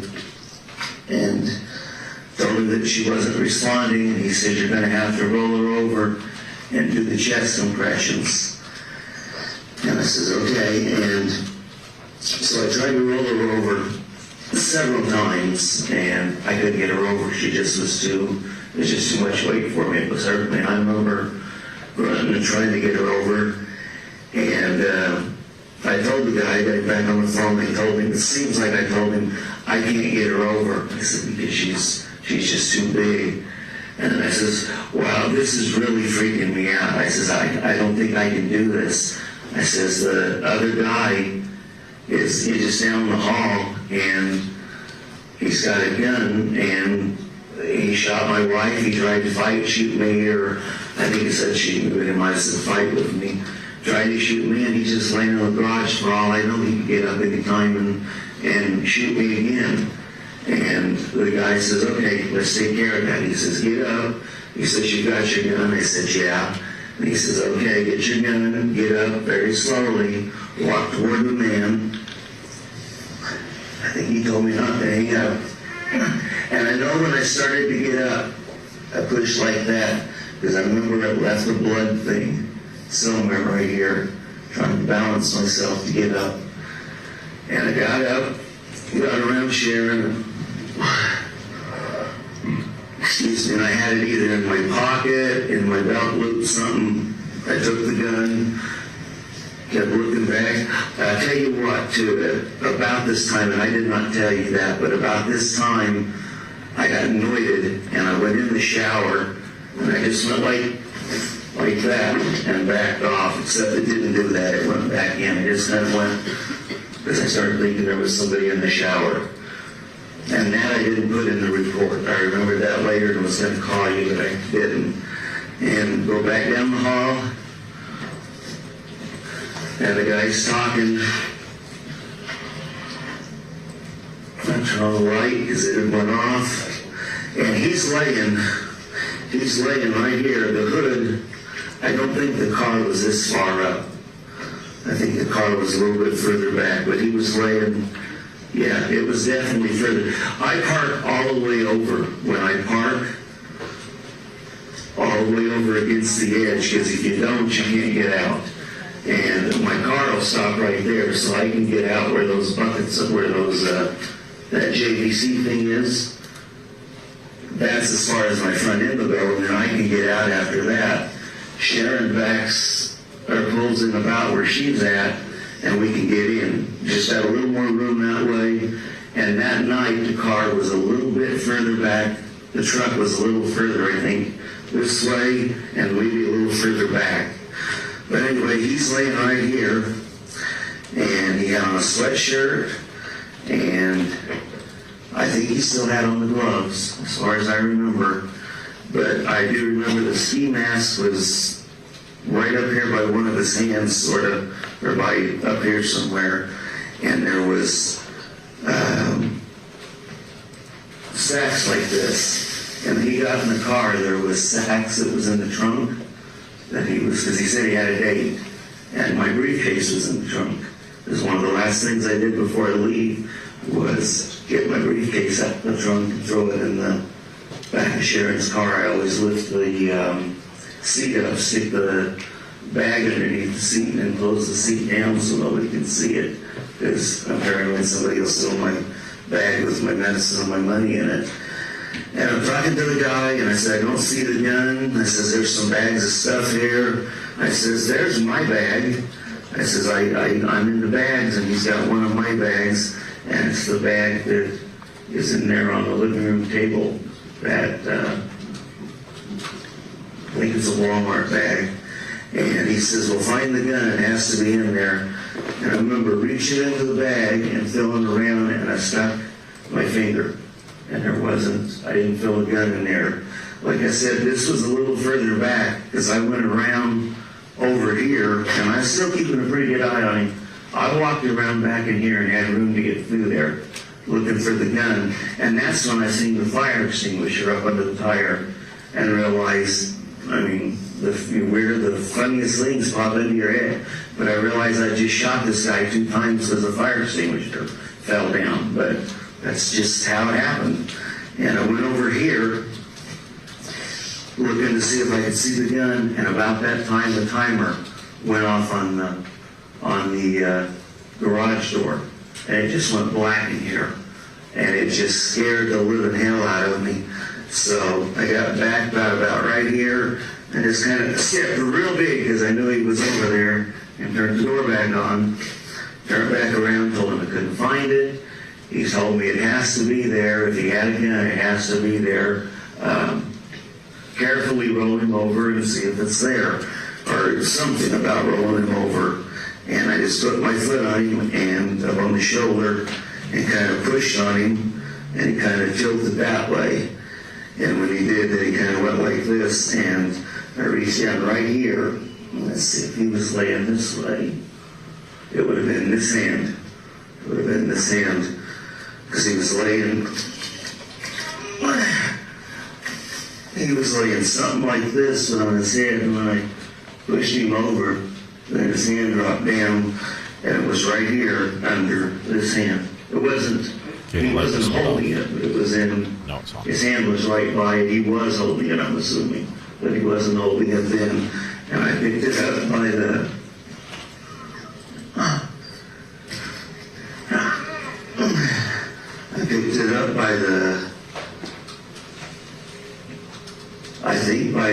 by the wood part on it, and brought it in here, told the guy I got the gun. He said, throw it, put it somewhere in another room where it's safe, and lock the door. So I locked the door. Said, this is a lot faster. This all is just going really fast. And I remember seeing,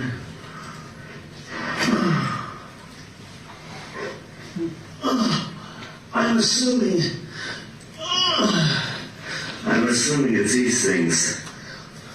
And this has been moved, because I don't even remember if this was in there or not. I know it wasn't over there, I'm sure. But it was either here or laying on here. I think it was on here. And I threw the gun. I got just about to right here, and I just threw the gun like that. I don't remember if it stayed up on the top, if it fell down in the garbage can, but I was done with it for then. I went back down in here to my wife, got back to where I was at, told him everything was cool, got back down here, and shook Sharon again, talked for a minute, and I said, she's still not moving, but she's bleeding really, really bad.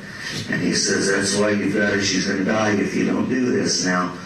Something not going to be unpleasant. He says, now put down the phone and roll her over, and then talk to me. So I remember from CPR and stuff that you got to do the counter weights or whatever. So it seems like I lifted this arm, kind of lifted her up and pulled this arm under and one of these knees sort of over, and kind of, I just had to jerk her. There wasn't, it wasn't like a wife that died of a heart defect. It was pretty gross, but just the one that got shot in the head really previously. Thick, blobby stuff coming out of the mouth. And I don't know if it was blood. I don't know if it was some type of matter. And I remember the box was under here and it was slick, and I tried to push the box like that back, trying to get the leverage, and there was the another gun laying right here.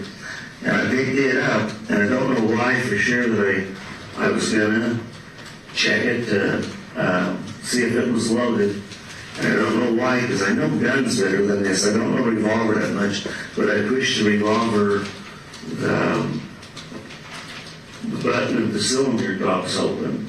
And I'm thinking like a safety button or something.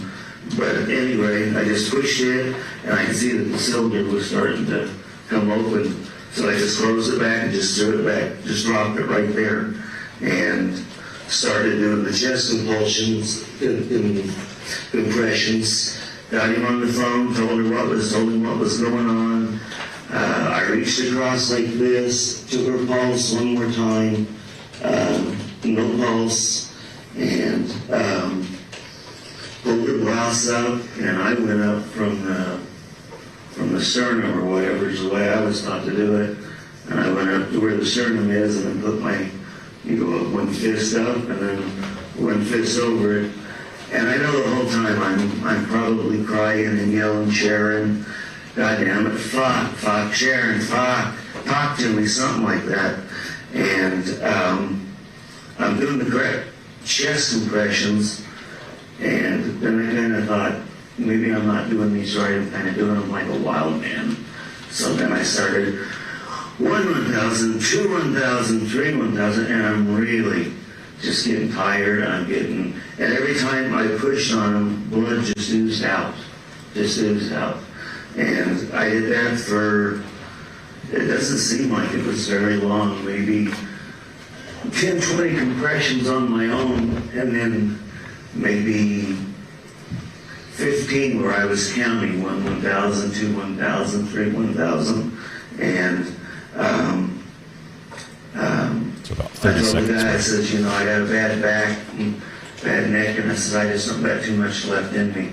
And he says, the police are here, go let them in the front door. Just go let them in the front door. I got up, I went and let the police in the front door. Yeah, I don't remember what I did with the phone. And I just came right in here. And now what's weird about the door, and this I do not remember for sure, but it seems like when I undid the door that I did it all right. I looked to make sure the buzzer was off, and then I realized it was too dark, so I turned all these lights on and turn them off again to make sure I had all the right ones, because one of them works the floodlight, one of them works this light, and one of them works the porch light. But anyway, I turned them on and off again, make sure I had them right, and I unlocked the doors, got to, and by then the cops are yelling, put your hands up, and whatever, and I think they must have had some type of lights or something, maybe just car lights, but it was really bright in here. And I did the same thing on this, but it was like I locked the door instead of unlocking it. So then I had to go back and do it again to come out. And that's the only thing really weird I remember, is that I thought that I had unlocked the door, and it seems like I locked them and then unlocked them. And that don't make any sense to me, because they should have just been unlocked. I mean, I should have just unlocked them once rather than, and I may have only done it once. It may just be my mind. But in my mind, it seems weird to me. It seems like I locked them rather than unlocked them. And then I just went outside, and cops grabbed me and just took me down, took my money, took my clip, took my gun,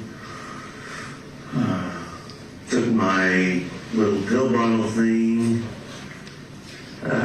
took my keys, took everything I had in my pocket. They didn't check my shoes, didn't check, That's probably. I was just going to say, because this camera's starting to tweak me out. I wasn't planning on camping out in there. I was just getting them and go. You'd gone into the room and Thanks for the close-up of the you took it down car. from the shoe rack that's hanging in the closet. And a clip. And a clip, and you put the clip in your pocket. And then when you started to come out. I did come out. Okay, you are actually About right here. Okay, so you're in the doorway. And he's coming right by. Okay, but then he charged towards you. How far back into the room do you think that you went? Well, I went right here to the door. No, when I came in here like this, decided, okay, I thought I'd seen something right here. I just went just like that. Got it, tucked it in there, came back right about that, it was where he is. Okay, standing right in the carrot. Not even close. closer. I'll take some up here. Okay. Okay, and then he kind of comes in twice. You know, like I'm facing you now? He's more like going out, but he's There's looking, something wrong with he's this looking tape. at him. Yeah, they're having trouble with the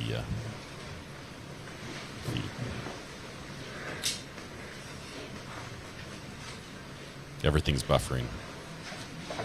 They turned the lights off in the courtroom. Everyone's asleep. I'm jealous. Court's indulgence. The courtroom disconnected, Your Honor. We're going to attempt to reconnect. The courtroom disconnected us. You need to extend your ISP, your IP lease.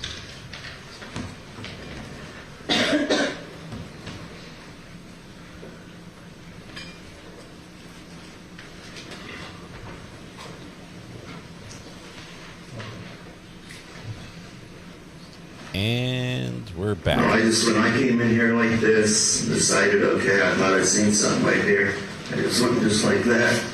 Got it, stuck it in there, and came back right about that, about right there. He's about right where he is. Okay, so he's standing right here. And even closer, about where Pig, about here. Okay. Okay, and then he just kind of comes in twice. Facing you, like I'm facing you now? He's more like going out, but he's looking at me. Okay. He's looking at me. But he's making his motion north towards the door. I don't know if he's making this toward the door or more toward just coming around this way. I'm just saying he wasn't back that far. He was about right here. Okay, he's out here, and he's going towards the garage door. I don't know that he's going toward the garage door. He's just going to right here. Because as far as I know, that's where we met. Just if you could, not me doing it, if you could explain his actions for me, if you could just kind of show what you remember him doing. He just came up, just coming up right up here. Well, he's just about right here. Now, I don't know what he was doing. I don't know what he was doing, because I just turned around and got this and turned around, and right there he was. There he was. That's what was in his head. What was he physically doing? What were his movements that you remember? Just about. Well, that was about it. He just walking like this, and he knew. I think he knew I went in there. I don't know if he seen me go in there or what. Okay. But when he did, you see him do it. You could just repeat his movements. Just like that, just kind of. So he stepped into the doorway and squared off on you? Kind of, yeah. Okay. More of a about there. Yeah, maybe about right here. He was looking for first. I thought he was looking at something, but I guess he was just looking through me. You guys are just a few inches away from each other. Just a few inches away, and he's going. I had just come down with the gun, and you can see my gun. I had a gun, okay. And he's doing for something. I don't know what he's doing. He's either getting a gun or gonna fuck me because he's doing something with his pants. He's facing this way. He's got both hands or just one? Just one, but I don't know for sure. It's stamped in your memory, and I'm sure that you're never going to forget it. That. Stamped in your memory, I'm sure you'll never forget it. That's a jab. You should remember this. But he's not remembering.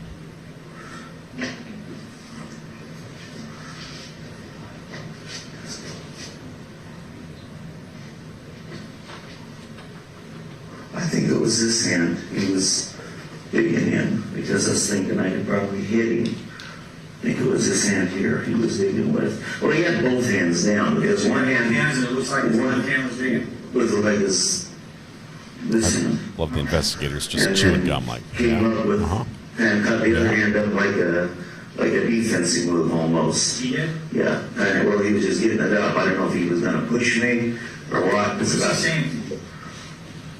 I don't know that anything was said. There was something said like "fuck you" or "oh fuck" or "fuck this," because I remember saying "what's the common fuck" a few times. Fucking come in my house or something like that or something. I just, just shit. Anything to you? I don't remember. I don't think he did. I don't think he did. So he steps up in here, and then he turns and he squares off against you, and then what do you do? He just about like that. That's it. Then he moves on down here. He didn't turn in on you? Nope, he didn't come in on me. He just, maybe a little bit on me, but not like we was gonna fight. He was more, and you know what happened when we came in like this? He sort of like this. When we came out like this, I don't know if he was Because he's looking for his stuff, and then with this hand came up, and I thought he was going to push me, but I think what he did is did the mask. Because somehow it seems like maybe his mask came up a little bit. All right, so he lifts his own right arm and takes... I don't know that for sure. I'm just trying to just come around. But I remember we may have just touched here a little tiny bit. Where was he in relation to you when you fired the first time? Maybe right there. So walking away. Now is he going? No, he's turned toward me still. He's still shuffling. How's he doing? No, he's still trying to dig. He's still digging out. He's just like this, just digging out, and I'm kind of coming. I'm just coming at him. I'm going to shoot him. There's no. Kind of. He's keeping an eye on me. He's keeping an eye on me. See where I'm going. Okay. So now he's gotten over to here, and he's still squared off against you. Pretty close. I think. I just started shooting. Yeah. I just started to shoot. I don't know if I fired the first shot. I just shot. Straight up? Squared on you? Don't know. I think he's still facing me. He might have been a little more. No, I don't think so. I think then I may have already shot him and put the gun up. But he's more maybe kind of like that. It seems like it was like that because it was just like, it was close. It was pretty close. Might have been a little further back. Yeah. And then he was headed toward the door. And that was it. All right, so show me his movement from the time that he came up here, back here, where you first see him. Show me what you saw him do. Oh, back here.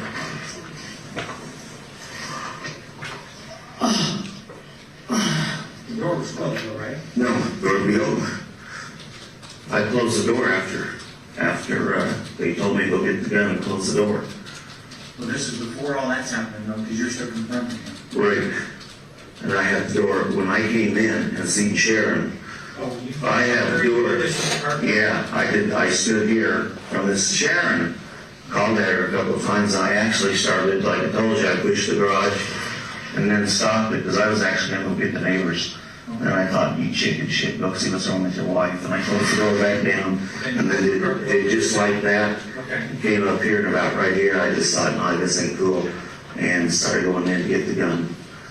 And like I said, just as I started going here, I don't know if he went in, if he came out, if he jumped across, because it was just out of the corner of my eye. But I think he was hiding. I think he was in that bedroom, and he just stuck his eye out enough that I could just see him. In the drum room, yeah. I think so. Just enough that I could see him, and just out of the corner of my eye.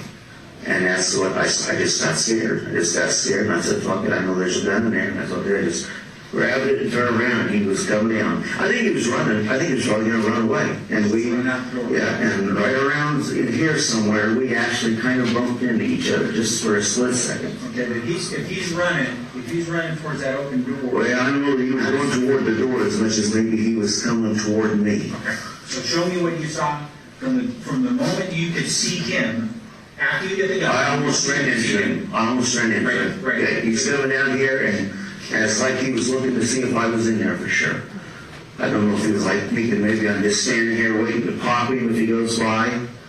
But he is kind of like just like this. And I was right up on him. Okay, then right up on him. Until you see him go down. Actually, I came forward. A little bit because we made contact. But that's when I bit the side of my mouth. I thought I hit the door or something. It was just from contact. I might even have maybe I might have pushed his mask up because I'm taller when we came in here. Well, you're just pushing it down, though, he's short. Pardon me? You'd be pushing it down, not up, right? Well, I'd be pushing it kind of sideways. I wasn't like knocking it off or anything with my hands. I think just body movement. All right, Thomas, and I'm thinking maybe it clogged his vision. For me, you've gone into the room, you retrieved the gun, you're coming back out. Show me his movement from the time you see him until the time he goes down. Repeat that for me. You actually do that movement. Okay, I'm coming out about the same time too, and about right here we hit. And he's coming down just like this. First see him, he's there. He squares off on you. Yeah, kind of. Then what happens? Again, just his movement, not yours. Like kind of like that, and I was already shooting. Okay, so when you first fire, he's right in this area. Yeah, probably, maybe a little more that way, maybe a little more this way. Okay. Because I kind of just. Where do you think he hit him? Probably maybe in the arm or the chest. Unfortunately, I didn't think I hit him because he just kept going. Okay, so after you fired the first time, does he stay squared off on you? No, he's going. Okay. And I'm shooting the whole time. It seems like maybe about right here, he actually gets turned away from me. Okay. So you fire the first time, and he stepped. Go ahead and repeat his movements for me, whatever you remember. Wherever we're doing some here, and I don't know if I hit him. I don't know if that's when he got his gun out. If he just said, "Fuck it, I'm running." I don't know what the deal was. It seems like I shot him again, maybe like about right here, and then he started turning like this toward the door. And I shot. I may have been through the gun, I don't know. How many times do you think you fired before you got to the door? As many times as I could. I don't know. How many times do you think? I think the gun holds 8, and if it had one in the chamber, That's 9. it's 9, and I don't remember it staying open, so it had to be 8 or less. Okay. But So then what happens after he's now he's squared off against you. You fire the first round. I fired once or twice, fired again. And as he's going out the door, you I'm firing and firing. Okay, and then He's by then I'm here and he's down, laying, falling or laying down, I don't how does know. he land? Face first?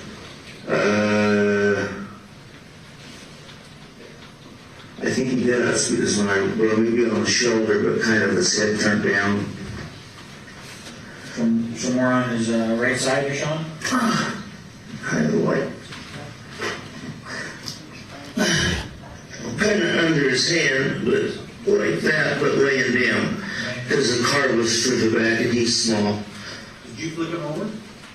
Yeah, I pushed him over here with my foot. Right, so he's mostly on his right side and you pushed him for Push him with his foot and hold his wife. The guy told me to. But I shot him before that again. Okay. I was standing right around, probably about right here. Okay. And this is all almost the same continuous motion. I already shot him and was coming up and he was down and kind of, doing whatever you do as you go down. And about that time, it's kind of scary. About that time, I just stopped shooting for a minute because I thought that's it, he's done. And about that time that the light went off. He's charged with both right now. And that was the door. That fire extinguisher sits over here. I think the fan sits up. Anyway, this fire extinguisher, when I remember seeing it, was under my car, like that. But my car was further down. The fire extinguisher fell, and that's what the noise was. You fired 2 more times from the threshold? One or twice, I can't remember. Oh, okay. Once or twice, and I was still in here. So he's laying head that way. Almost head and body kind of this way, and his legs over here, one hand there, and that's about it. No, wait, his hand would have been up underneath here, so he was kind of laying like this, at first. And when the noise came down, I shot 1 or 2 times along here. Okay. So you It may have been once, it may have been twice. hit him then? Pardon me? Where'd you hit him? I shot him in the head. I think so, yeah. Okay. In the head or in the back here, somewhere through here. Were you saying about that? Were you saying? I think so. I somewhere around in here. So you could see his head at that point? You I could see his did. face? How was his head in relation to the floor? Was it facing down at the floor? Was it facing up towards you? Was it facing out to the side, to the west? It's kind of facing this way. It's kind of down. More or less down. Yeah. So you probably hit him. And I don't think, let me think here. You probably hit him in the back of the head? Did you tell it was Mike yet? I knew it was Mike, because of his chin. But I don't know if he had his mask on then. It seems like he still had his mask on then. It happened really fast. I don't know. But it Was seems like mask on when you yeah, he had his mask on there for sure. But I know when I came out, his mask was over here, I think. I don't know. I ain't gonna say that either, because that may have been some of the shit he got out of the house that was there. I don't know. I don't know. So I really don't know. I was scared. When you're back here, and you squared off on you still had his mask on? Yeah. But it was, I think when we ran into each other, I think maybe it tilted a little bit. And I think that's what he was trying to do with his other arm, was be able to see. Because he was kind of acting like he didn't know what he was doing. And I just think that's scary. But then I started thinking he may not have been able to actually see out of where he needed to see. Just out of the eye holes or whatever. Okay, and then when he went between him now turning and you continuing to shoot and him going to the ground, he still got his mask on. I think so. I think so. Because you couldn't tell who he was yet. I don't. When he's facing you here in the hallway, if he had his mask off, you didn't know it was Mike, right? Oh, yeah. And I was still shot him. It wouldn't matter a bit. But, I really don't know. I really don't know. So then, after that, after he goes down, you're standing here, the fire extinguisher falls and you shoot him. It's kind of a reflex. We will. In the head. I think, yeah. Just kind of the bigger area up in there because he was kind of crunched up. And I walked around in there and tried to stay out of the blood and stuff because the guy told me find the gun. He didn't have anything in his hands, right? In his hands? Right. Did he have anything in his hands here? No, he was going for something in his hands. Oh, I don't know if he was going in his pocket? Yeah, that he had on sweatshirts with pockets. I don't know if it was one of those that go all the way through, if it's one that just had two pockets that zippers up. He wouldn't carry anything. No, he didn't have anything in his hands. He was going for something either in his pant loops, in his pocket, down in his pants, something, you know. I wasn't really paying attention to what he was grabbing at. I was paying attention to killing him. Okay. But I was paying attention to killing him. So the bag and stuff, that was already out here. The bag of jewelry and everything was already out here on the ground. Yes. With the grocery bags that had his clothes in. I guess it had his clothes in, but I don't know if that was... Earlier in the day you saw him? Yeah, earlier in the day, yes. He had a date. He said he had a date. He had a date because he wanted to borrow more money again. And when you dropped him off on Rancho, was he wearing that sweatshirt? Remember him wearing the sweatshirt and the pants with the bleach stains on them and the cowboy boots that your wife gave to him? No, You wouldn't wear those? That's what he was wearing? I can tell you, he'll tell you what he was wearing is the guy had the Cows and Bee place that sells motorcycles and ski-doos because they spend a lot of time with us. The guy? Oh, the salesman. Oh, while you guys were there? Yeah. Okay. They spend a lot of time with us. I shot at him a bunch of times. I don't know how many times I hit him or what, but it was pretty close. Okay. Yeah, especially these first ones, right? Yeah. You don't have it tucked in, you have it stuck forward, you're probably inches away, right?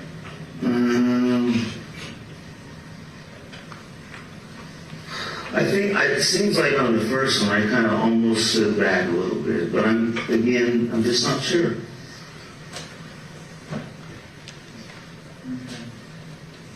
On your wife, when you came back over here and you knelt down beside her here, you had to lift her up and pull her arm up underneath her to get her to flip over. Yeah, sort of.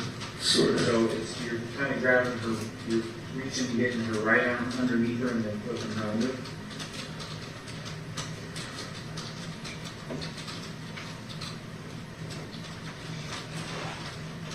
I think I was lifting more by her shirt and her leg, like the material in her leg, to get her up.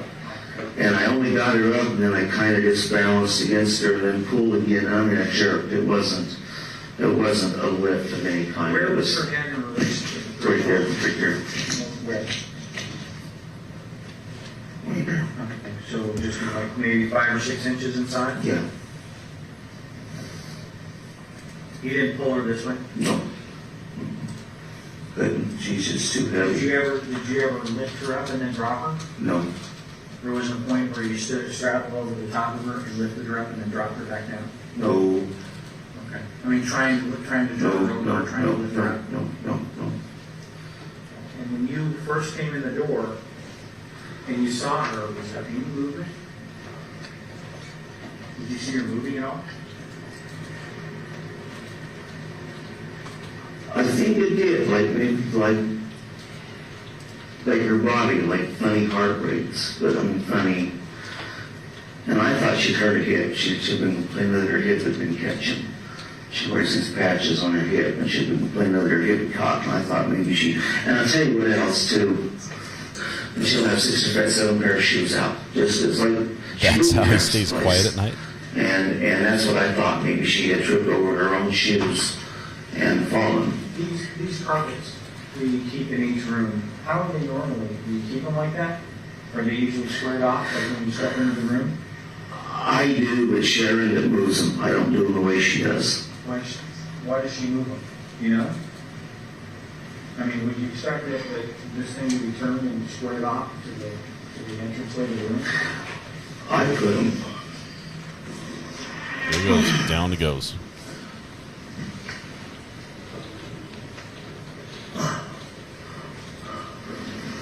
I put them like that because I figure it's so they don't catch here, and so some of the dirt catches out here, but she pushes them back just like that. It's a flat. And this one always goes. They always do. I don't know why, but they always do. Every single one of them does. Do you ever buy anything out of that? Under the carpet's not new. And this, the 38 revolver, you keep where? Can you show that? This is down. Matter of fact, I don't know who closed this. When you came in, it was down? This was down today. Everyone's looking at the guy in the room. It's like, if he closed that kind of tweaks me a little bit too. Or maybe Mike or Colleen did it when they wasn't here, but I didn't think they got in this far. But that's where it says. And the reason he knew it was here is because you see this, Sharon had part of her disability is due to she can't see well. And one of the times we was fighting and I decided I was leaving,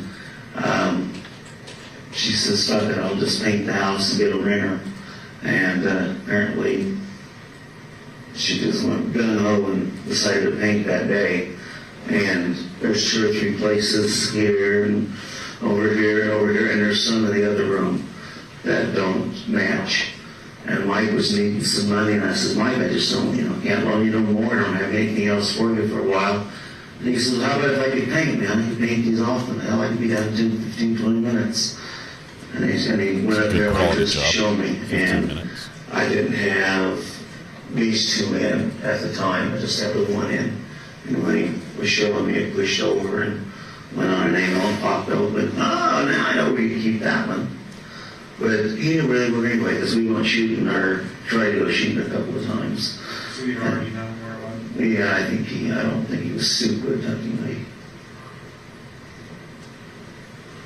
And I don't know about the doors, if he did that, if the cops did that, I don't know who did that. I mean, I know we put them up there a little nicer, but it wasn't like that when we went through. Or we didn't close it down, my back started to hurt. From the time you parked the car, that all this happened pretty quickly. Because you opened up the door, you called to Sharon to see what was going on. She doesn't move, and you stepped in, and then when you got near the door, you saw some movement. So you ducked in, grabbed the gun, and then as soon as you get back out, he's right adjacent to the door already. And you square off and have a confrontation. You shoot, boom, boom, boom, boom. He goes to the ground, fire extinguisher falls, and you end up firing 1 or 2 times. And then after that, you come back over and check on Sharon and clear the rest of the house? I cleared the rest of the house, sort of. Not, okay. A quick check to make sure it went. Not like you guys, not like LP Metro did. My God, if she's been shot in the toe, she bled to death. Okay, so I don't understand that still. It took me forever to come through here. Then you come over here and you kneel down beside her and you check on her and you go call 911? Or did you act right after you get done with the shooting, did you call 911? As soon as I got done, as soon as he was down, I came and checked on her and checked her pulse, tried to move her, and then I could see that the blood was really, really bad. And went and called 911, I tried to, and that's when I thought the bondage was down, because it goes down a lot. How long do you think it took you to get up on that? With the bondage little... I was checking, before I did the bondage, before I checked her, I was kind of checking these rooms out a little bit to see if there was anybody else out. And that's before you called 911? Yeah, and that was maybe 30, 40 seconds, maybe a minute. Okay. And did you want to get help to her quick? So yes, How long do you think it took you to get a hold of bondage? I didn't get a hold of bondage. I got a hold of 911. Get through on bondage? 2 minutes, because it was busy, and then it rang through, and she got me. Okay. But so all told, how long do you think it took from the time you opened the door to you being on 911? You didn't mention before you thought it was a lot quicker than obviously walking through. 2-3 minutes, maybe. 2-3 minutes long. Yeah. Because I wasn't too concerned about the kids' room, because I could see all of it. And I'm thinking that the green light was on, because it seems like I could see the light coming through on the door on the couch. You're going to get the phone. That's what I'm talking about. Yeah, that's what I'm talking about, is I'm going to get the phone. There's nothing in the living room. Once I come around the corner, there's no place to hide in the living room. When I went in the other living room places, and that's where I sleep, because my back is on that couch, and there's a green floodlight that comes on at 8:30. And I think I'm seeing that green floodlight, and if there had been anybody hanging up there, stand up in that corner, would have been able to see the light. So I don't even think I went in there. I think I just maybe pulled the door, pushed the door to see if it... 2-3 minutes stops. Yeah. And a lot of that was just waiting for them to answer, waiting for them to react to it. Yeah, you took that out of the way you were talking about a minute. Well, you took the bondage problem and getting through the 911. We're talking about how long you got. It's quick. You told me. 2 minutes, maybe. 2 minutes. 2 minutes from the time you opened the door to the time you were trying to call 911.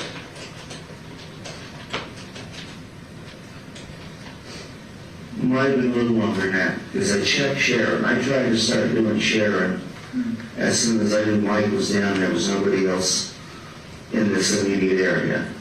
And then it dawned on me that I don't care how good CPR, she's hurt, because, when I tried to turn her over, just blood just oozed out. And then I did the 911 thing, and that took a couple of minutes, but it wasn't very long. It wasn't very long. We have a senior crime scene analyst here, Brandon Fail. And what we're wanting to do is these spots are more pronounced on the walls now because it's been a little bit of time. They spread out a little bit.